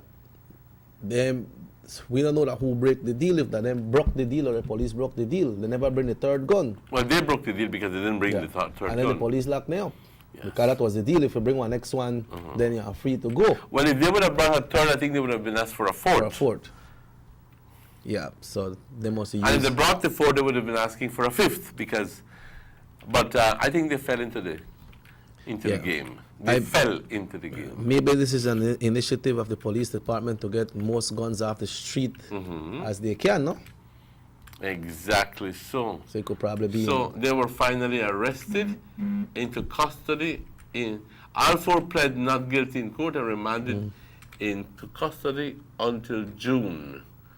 So, ladies and gentlemen, which brings up the big question. Where are all of these guns coming from? ¿De dónde vienen tanta pistola y armas? ¿De dónde vienen tantas armas? ¿Cómo es de que hay tantas armas aquí en Belice? Y en las manos de aquellos que obviamente están propensos a utilizarlo. And this was found right in the city, right? Yes, Arlington Drive. I don't know where that is, but... You know, and then then guys could drive right beside you. Probably you come out and buy something, and they got arms right there, and they could watch you. I don't know if they had one target or what, the thing. You know, but they had the gun. Yeah, so make us see how that play out, man. Make us hope that no retaliation will come against the police for that. You know, but I believe if that story wouldn't tell, I believe it'd be good if the department would have come out and answer to that as well, no? Yes. At first, initially, I couldn't understand it. Not that it's just the way it was presented, but what happened is that they were caught with a gun. So, according to them, the man made a deal with the police that if they brought another gun in, that they would be released. And they bring Think about it. They bring the next gun. Think about it. Was this a plot? Secondly, did it have the authorization of the police chiefs? Because that would be making fun, or not really fun, but that would be belittling the fact that you were caught with a gun, perhaps unlicensed, I don't know. Maybe they had, I don't think they had a license, but then again, that's the big question, if it was legal or not. But if it was licensed or not. The report not say what they are charged for, right? No, it doesn't, and that's the thing you only say that they was detained, no? Yes. All four were detained, but this morning all four of them were detained because obviously, perhaps maybe Channel 7 never have complete news as well. I don't know. But at the end of the day, guys, they would be belittling the fact that they were caught with a gun. Mm-hmm. And ostensibly, maybe unlicensed, which would require if they catch me, if they catch you with an unlicensed firearm, what then do you? Everybody with the wrong, you're close to, you're going to. Exactly. So what right to the policeman have to tell you, if you bring another one, I'll set you free. Obviously, it was a plot. It was a ploy from the police. And they fell into the trick. But for the third one, they must say, you know what? Then they set you up. We couldn't bring no more. You know? It could be that they picked up. So, and opted really to go through the process and consulted with a lawyer, and the lawyer must tell you, no, plead not guilty. And you hear that them plead not guilty is because they get a liar. Yeah. Because they hope to plead their case in the courts. Yeah, but you know the firearm case that Emmanuel, the detain you at Hattieville, I think for like 7 to 14 days, then you have to get an attorney just to get the bail. And I think it's almost $3,000 just to make that attorney get that bail for you that don't have nothing with the case where you fight. Supreme Court bail. So now a lot of things look pan them. Well, like I said, one thing that we don't have. Well, obviously, if they were detained and they were arrested, it's because that 38 was unlicensed. Yeah, it had to have been, because if it was licensed on individual, it would have been not a problem. Right, because they could say, all right, so the holder of a valid license is here in the vehicle, so we're clear. Hello, good morning. Yeah, good morning. Good morning. If I could speak to you, people. Yes, go right ahead, sir. Thanks. Yeah, good morning, Emmanuel and Chicky. Good morning, sir. I enjoy watching your shows, especially this morning, listening to this. I travel to Belize a lot, and I see the situation in Belize and young people. Yes. Lying down, up stop on bicycles in crowd, and just imagine if these people have guns that goes to their head when they're under the influence of alcohol or other drugs like marijuana. Exactly. I wouldn't want it to be my son that would be shot dead or something like that, or even one of my family. So the police is definitely doing a good job already. And we hope that they continue doing a better job. So whatever the police does good to get a gun off the street, they should be commended very highly. And one less gun, one less bullets off the street, these young people. But yeah, the young men have to be treated fairly too, because they did a good job. Whether they're bad or good, they gotta be given their rights back. Because that's how we're going to get the others. There are so many others who do the same thing, and we need to follow up on this and get all the guns off the street, like Emmanuel was saying, where the guns are coming from. It's not from the young fellas. And how are we going to find out who are bringing in the guns in Belize? For what reason? You're right, check it. I know it's not the nicest show to talk about all the time, but we're going to be saving lives, brother. Continue doing a good job. Thank you very much, sir. Thank you. Thank you. Yeah. Yeah, thanks. I was going to say that to Emmanuel. People might wonder why Emmanuel are checking the tab on a situation like this and we don't have nothing to do with that. But that concerns everybody when things like that happen. You know, like Carla said, a tough thing to talk about anything there, but we are always starting. And especially that, I think that if you ya dejemos de ser, ya dejemos de ser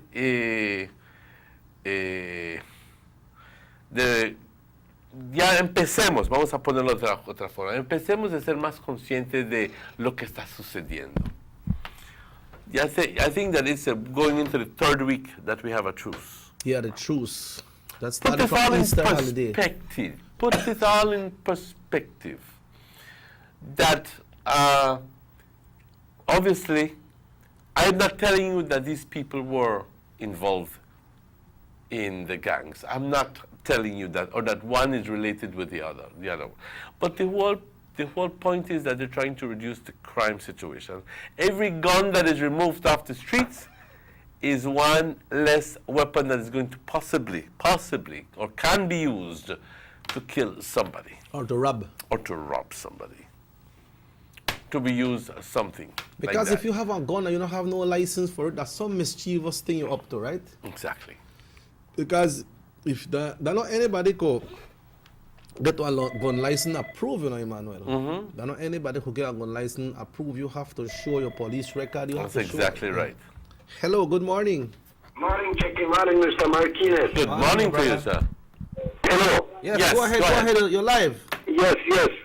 I'm listening to the conversation about this deal and this man and the police, right?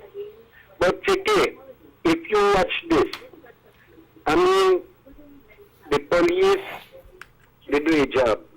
But then if the police tell the man, if you bring one ex-gun to me, I will give you one run. Well, you will like call it off. Yeah, set her free. Right? And then gone and bring one.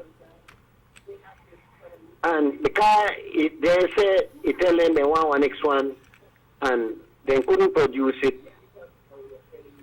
They were being arrested. No. If you or Mr. Martinez know about maybe more one gun there, you don't go tell the police what part the gun there because directly when said that the gun are for you. You know what I mean? Yes. So what happened? He will lose. It was big because when you could get one gun out of the street, when you could get two guns out of the street, you congratulate the police will get one gun, no much less if you get two out of the street. And when you could get more, people are afraid to. That's why you find sometimes and say, people don't want to give the police information, people don't. But Mr. Man, if you put one deal with one person, I mean, sometimes it's hard. But you stand up to your lead bargain when you make with the person. Because right now, they say people could only go up more gun there. You understand what I mean? But they don't tell them because they want to arrest me.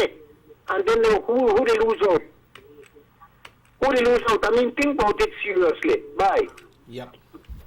Yeah, well, give me your comments there. What happened is, then we bring in the second gun, right? And they say, all right, bring one more. I don't know, you don't know what may happen if they may bring the third gun. But the guys, they must simply decide, like what you say, you know what? Will they get set up? So we now bring no more. Or maybe it could be that they couldn't get one. It could be that too. We don't know that. You know, I mean, when they hear about killing about the place and where people don't know about, you know, and firearm was used, but you don't see the firearm. They find the bullets on the people, but you don't see the firearm. So, like you rightly mentioned, and we say, where the gun then they come from? How them people they have them gun out there? And you don't hear business people, the reporter said the last gun. Or when they find gun on the street, you know, here I say, all right, this one would register to Mr. So-and-so. So we need to talk to this man, how he gonna he not report it. Are you involved? So we don't hear that.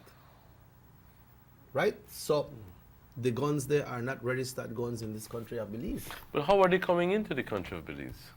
Well, do you think that anybody would be brave enough to just bring the gun along with them in their suitcases? Is that what is happening? Hell no. Sorry for that, but hell no. That's not happening. It's crossing our borders in different ways. It's crossing our borders in areas where there's no vigilance. It's crossing our borders in areas where there is perhaps vigilance, but they take advantage of little friendly situations. Yeah. And people who they provide, they do it for a business. Yes. You know, they do it for a business. They say, watch, I will get 2 or 3 for you. Just meet me at a certain spot. And exactly. We got it. You know? There are people who do this for a living. Yeah, I have to quote on this one because it's the one Texan. We have to quote unquote when we get the text. It say every gun on the street. So the same police get the guns to those gangsters. So the corruption.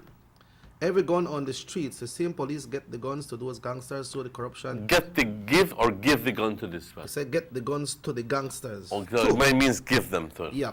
You know, so the corruption will never end because it begins with the corrupted police. That's not a text, so I don't know where they say that, but it's our responsibility to read the text to them, right? So we don't know how true that is or how accurate that is, you know. But it's very difficult. The caller may have a point as well too, you know, because he did say that all right, I don't get one, I bring one next one. When I bring one next one, you want one next one now. So what am my position? And like he rightly say, every gun will come off of the street, and you said it before. Hello, good morning. Good morning. Buenos días. Buenos días. ¿Puedo hablar? Claro que sí, ándale. Sigue. Oye, yo estaba llamando de acá de Palmar porque tenemos un grupo. Platica con nosotros, olvídate de la radio.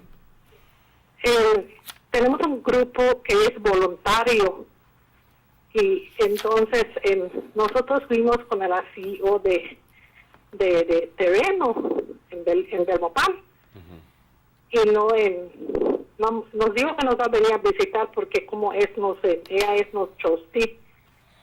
Entonces yo estoy llamando porque la comitiva de terreno siempre siguen trabajando y ellos ya hizo expire su PIT desde octubre de last year y no ha habido elección. Y no hay nadie en el puesto, ellos siguen funcionando como si nada. ¿Sabes que el chairman es PUP? Y todos ellos hacen son PUP. Pero ¿cómo ellos pueden seguir trabajando y mis talentos pueden seguir trabajando juntos con ellos? Eso no es feo lo que están haciendo. Porque ni siquiera nos han dicho cuándo va a haber elección ni nada. Entonces eso no es justo lo que están haciendo. Entonces no va a haber elección o que ellos van a mandar. ¿Quién es responsable por vigilar esta situación y para poner las reglas de las elecciones y eso? ¿Hay alguna persona o comitiva que es encargado de esto? El Lands Committee. No hay comitiva. Ahorita pues nosotros somos un grupo de voluntarios que nos ofrecimos para ayudar a la comitiva que estaba el viejo primero. Pero ahora que nosotros ya estamos trabajando en eso, ahora ellos ya no nos quieren a nosotros allá. Por eso nosotros fuimos a ver a la CEO, a Miss Carla Barnett, y ella prometió que va a venir acá en Palmar. ¿Y desde cuándo prometió? ¿Y desde cuándo prometió llegar? Tiene como, creo que un mes. ¿Y no ha llegado? No ha venido, no sabemos nada, no tenemos... Pues merece que le des una llamadita, un recordatorio. Bueno, ¿qué onda contigo? ¿Qué pasó? ¿Te dijo ella una fecha de cuándo iría? Sí, pero no nos dijo cuándo, solo dijo que va a venir, pero no nos dijo cuándo. Pues quizás al otro año. La cosa es que está ganando mucho tiempo. Dale una llamadita, un recordatorio. Mucho tiempo está ganando y desde el año pasado ellos han impuesto que se debían ya de quitar desde en octubre y no las han quitado hasta ahorita. Y Mr. Leiva, él es el segundo, que él es el trustee, que él es el que está viendo de acá. Y yo no entiendo. ¿Qué Mr. Leiva estás hablando? Mr. Leiva haciendo un UDP, está trabajando bien con los PUP. ¿Será que todos se tienen que volver PUP para que puedan trabajar bien? Porque eso no es justo, man. Ya debían de hacer elección ¿Sabes qué? Hay gente que han pagado terreno y no han conseguido ni terreno y sus dineros se los agarraron. Ellos le pagaron a un subvelero que es un miembro también de la comitiva de terreno. $19,000 ya le estafaron a la gente. ¿Cuándo vamos a conseguir resultados de ellos? Nosotros ya se lo dijimos a Miss Carla Barnett, pero Miss Carla Barnett no nos dijo la fecha que va a venir. Nos dijo que va a venir, pero no sabemos cuándo.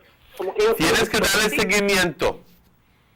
Tienes que darle seguimiento. Yo te sugiero que le llames al ministerio y dile tal y tal y tal, y que estás esperando, que tienes una situación rápidamente empeorando, y que por favor, dándole seguimiento a su promesa que ella hizo, que por favor te define cuándo va a venir, porque necesitas sentarte con ella, hablar. Sí, porque como ellos están dando hasta terreno a minors, pues todo eso le explica como razón para que tengas una junta de emergencia. Pues sí, porque esto no está, en vez que se componga, se está quedando más peor. Okay, pues, muchas gracias. Yeah, that's our next situation by itself, because you know the Palmar lands were Crown lands, right? Crown lands given by, I believe it was by Her Majesty to these people from Palmar. But everything still have to go through the legal process. The lady tell them come, but you never give them a date. Yeah, but I suggest that you give them follow up. Yeah. También yo quiero hacer mención de una cosa. Ayer veniendo a la casa con un amigo en taxi, me hizo comentario la señora que ella vive por el cementerio aquí en Trout Farm, y que alguien mandó a quemar el cementerio, el zacate del cementerio, obviamente, pero que no se fijaron, y una porción del culvert que está por el cementerio, la calle por el cementerio, se quemó, y que obviamente causó un derrumbe en la calle, y que presenta un peligro para el tráfico y para personas, porque fácilmente, si no te das cuenta, puedes caer en ese hoyo y no sales rápido. ¿Ok? Así que me pidió la señora, por favor, llamar la atención de quien sea que es responsable por esto, para por favor dar la atención lo antes posible.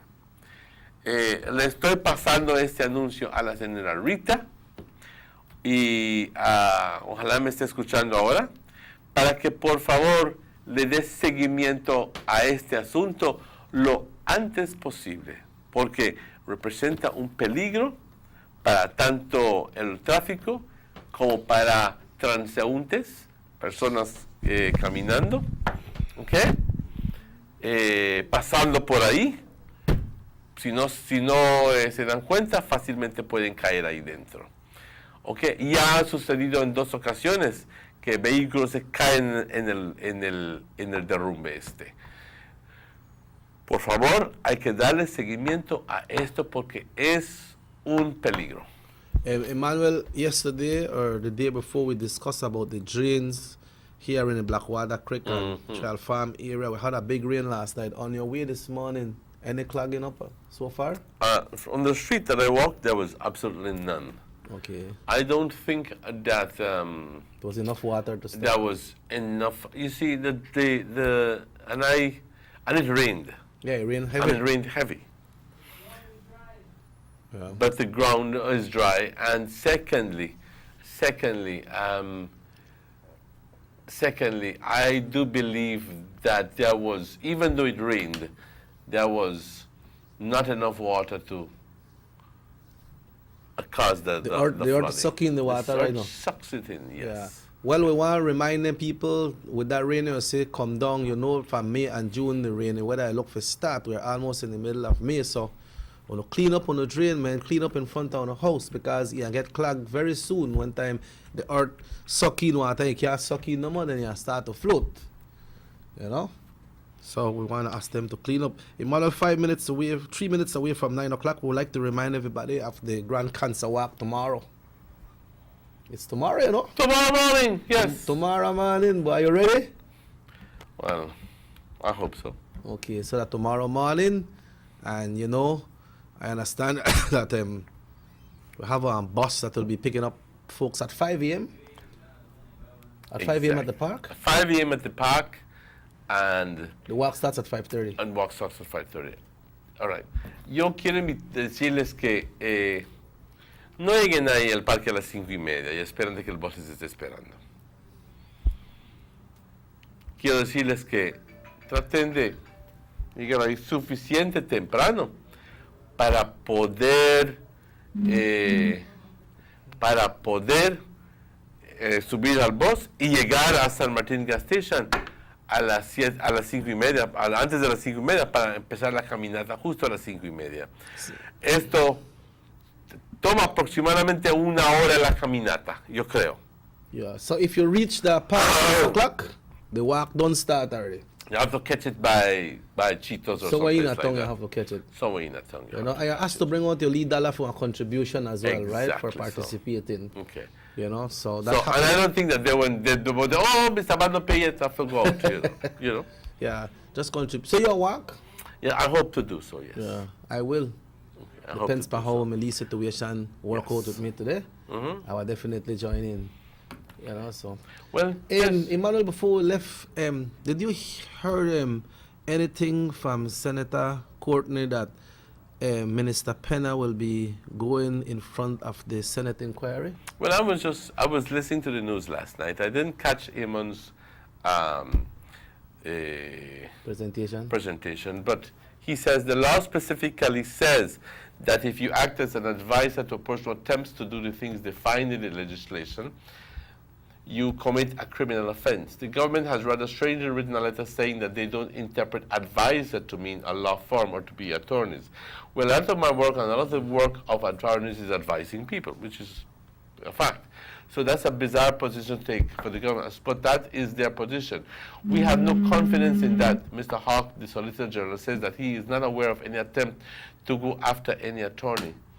I don't know if this is the case. No, that's not the case. I apologize for that.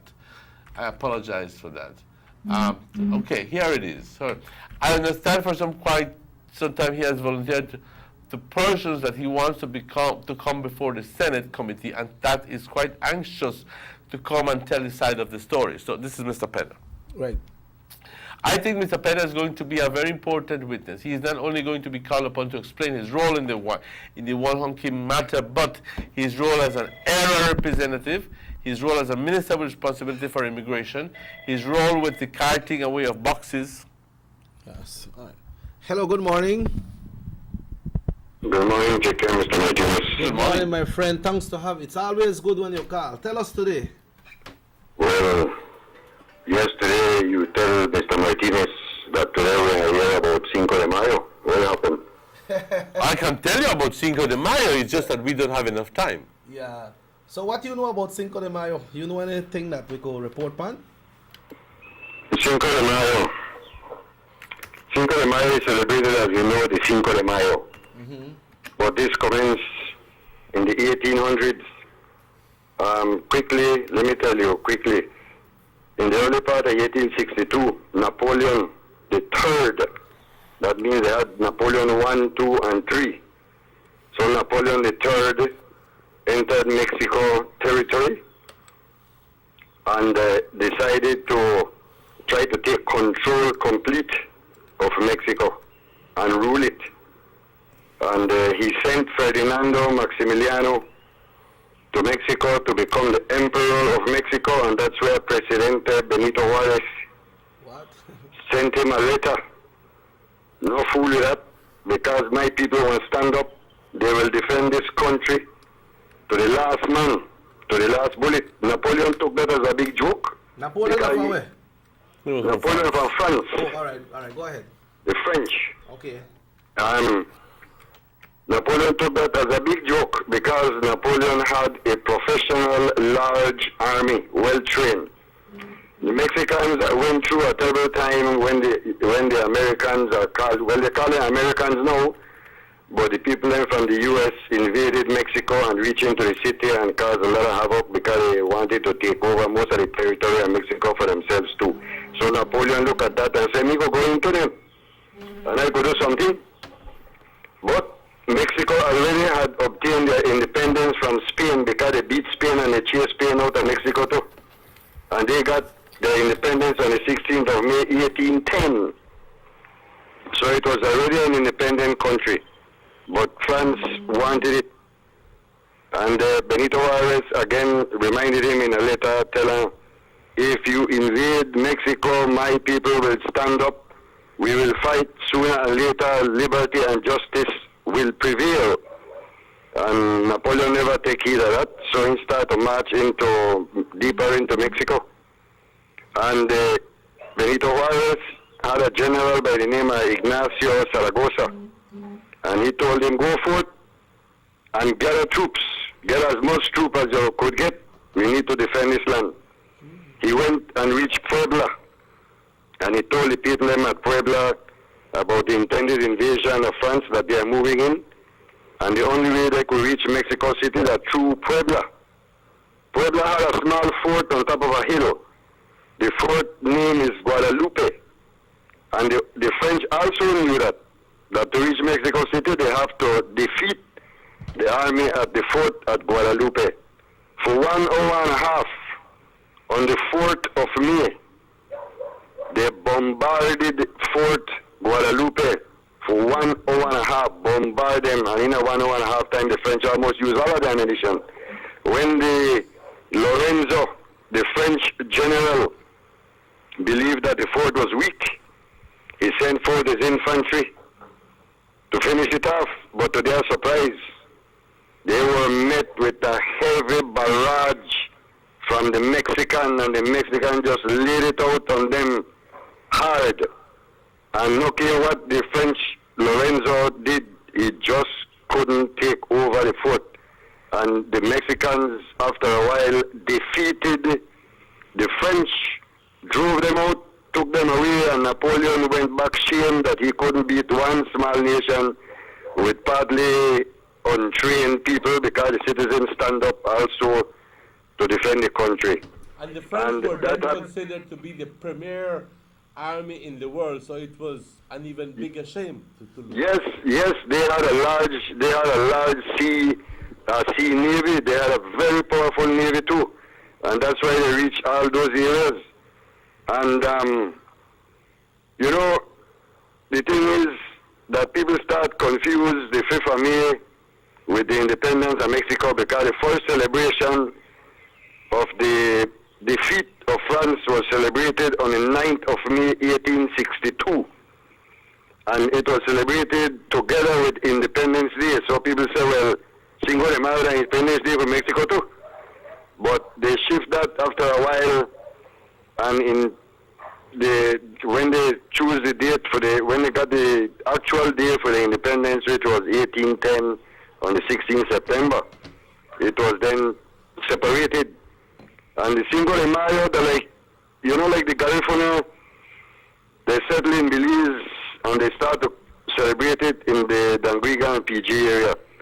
Then they decided to say, what the hell we are celebrating on the Afariga, Garifuna, all over Belize. So make we celebrate it countrywide. And that's what the Mexican did. It was only celebrated in Puebla. But because the entire country is Mexican, then it stretched across the nation. And that's why today all Mexicans celebrate the Battle de Puebla. And it is registered as La Batalla de Puebla, where everybody have a fun day, celebrations. They have some reenactment in Puebla. And Puebla is the place to be when you celebrate Cinco de Mayo, because that's where you see remnants of the fort. They say some parts still exist.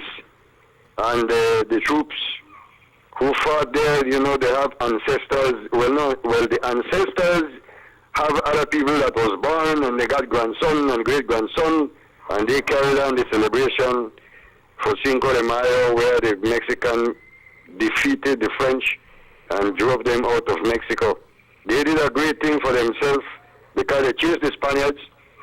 They couldn't beat the Americans because for some reason or the other, at that time when the Americans invaded Mexico, they never have quite a large army. And that's why, if Mr. Martinez could remember part of history, that's where they celebrate the Batalla de Mexico City, where they say the children from a cadet military school fought and defended Mexico City, and majority were killed. Shock to the Americans, because some Americans cried on when they noticed that it's almost lone children fighting against them in Mexico City. But Cinco de Mayo must not be confused with the independence of Mexico. Independence of Mexico is the 16th September, and Spain granted their independence on the 16th of September 1810. And that's why on the 15th night, they have the Grito de Independencia, just like we in Belize. We change it now because some people in Belize start to say Grito de Independencia 28th night. We adapt too much bloody firing thing from other places, we not do we want. But anyway, thank you, sir. That's Cinco de Mayo. All right, thanks very much. I have one last message, which I forgot to mention, but... yeah, because we need to go. Yes, I do realize that. But attention parents and concerned citizens. Let's take the call before we... Hello, good morning. Yes. Novella, why? Corrective surgery by LEAP Global Missions. LEAP is Life Enhancement Association for People. There will be evaluations for the following conditions: cleft lip and cleft palate, reconstructive plastic surgery, ear and nasal deformities, cysts or tumors of the mouth or face, eyelid deformities, droopy eyes, crossed eyes, tear duct problems, orbital fractures, dental clinic, preventative dental care for pediatric patients. If you know of anybody who has a condition that I just explained, please go for an evaluation on the 9th of June at 4:30 p.m. at the Northern Regional Hospital. Surgeries, if any, will begin the following day, June 10th, and will happen through June 11th. And please contact Lupe Ak. Mama Gorda, ¿qué tal? Buenos días. 661-6518. Mark down this number. Lupe, 661-6518. She'll be glad to give you more information about that. And as the time progresses and draws there, we'll be sharing more information in that regard with you. Before we left, we got two texts, Emmanuel. He said, yes, did you know the accident that passed in Chetumal, one Belizean died? Yes, Mr. Petch, yes. Okay, so you know there was a problem in Chetumal with two cousins. One stopped the other. We don't know the reasons why, but it's this is something different when you finish. Just deal with that when you finish, and then we'll close off. Yeah, because we're almost time to go. That's why the text that will come in, pero está en español. Sí, también te están reportando que hay ciertas tapas en la acera, en the sidewalk, que no se han puesto. Estoy de acuerdo con la persona que presenta también un peligro para los caminantes en la acera. Si no te estás dando cuenta por la noche, fácilmente te caes dentro de ese hueco. Es un peligro. Y hay que dar atención a esto. Ya dejemos de ser dejados. Yep. So, hay que también decir adiós, compañeros, porque ya tenemos una responsabilidad para la gente que ve nuestro siguiente programa. Quiero reconocer a Morris y Rahim y también darte las gracias, Chucky. Want to thank you. I just want to tell you that we'll be right back again on Monday morning. Monday morning, I don't know holidays. So Monday, I don't know holidays. So it's going to be a long week. This month and then come on, well. Yes, that is the following 2 weeks, I think. Yeah. From and then I want to remind everyone about the memorial service for Mrs. Linda Gillett today, which will be held at the United in Christ Evangelical Church on San Antonio Road. She will be buried in Los Angeles, California today. It will be a simultaneous service. So the same time it's happening in Los Angeles, California, they will be having a memorial service right here in respect of her, Mrs. Linda Gillett, right at the United in Christ Evangelical Church. We certainly like to thank you all who tune in, reminding you that we got the music show coming up at 10 this morning from 10 until 12. And I will ask my good friend, as I usually do, take us home, pa. Hasta luego. Se cuida mucho. Yo soy Emmanuel. I'm Robert Cheque Usher, and if the good Lord so will, we will be back with you on Monday morning. Hasta luego. Nos vemos. Y adelante con la...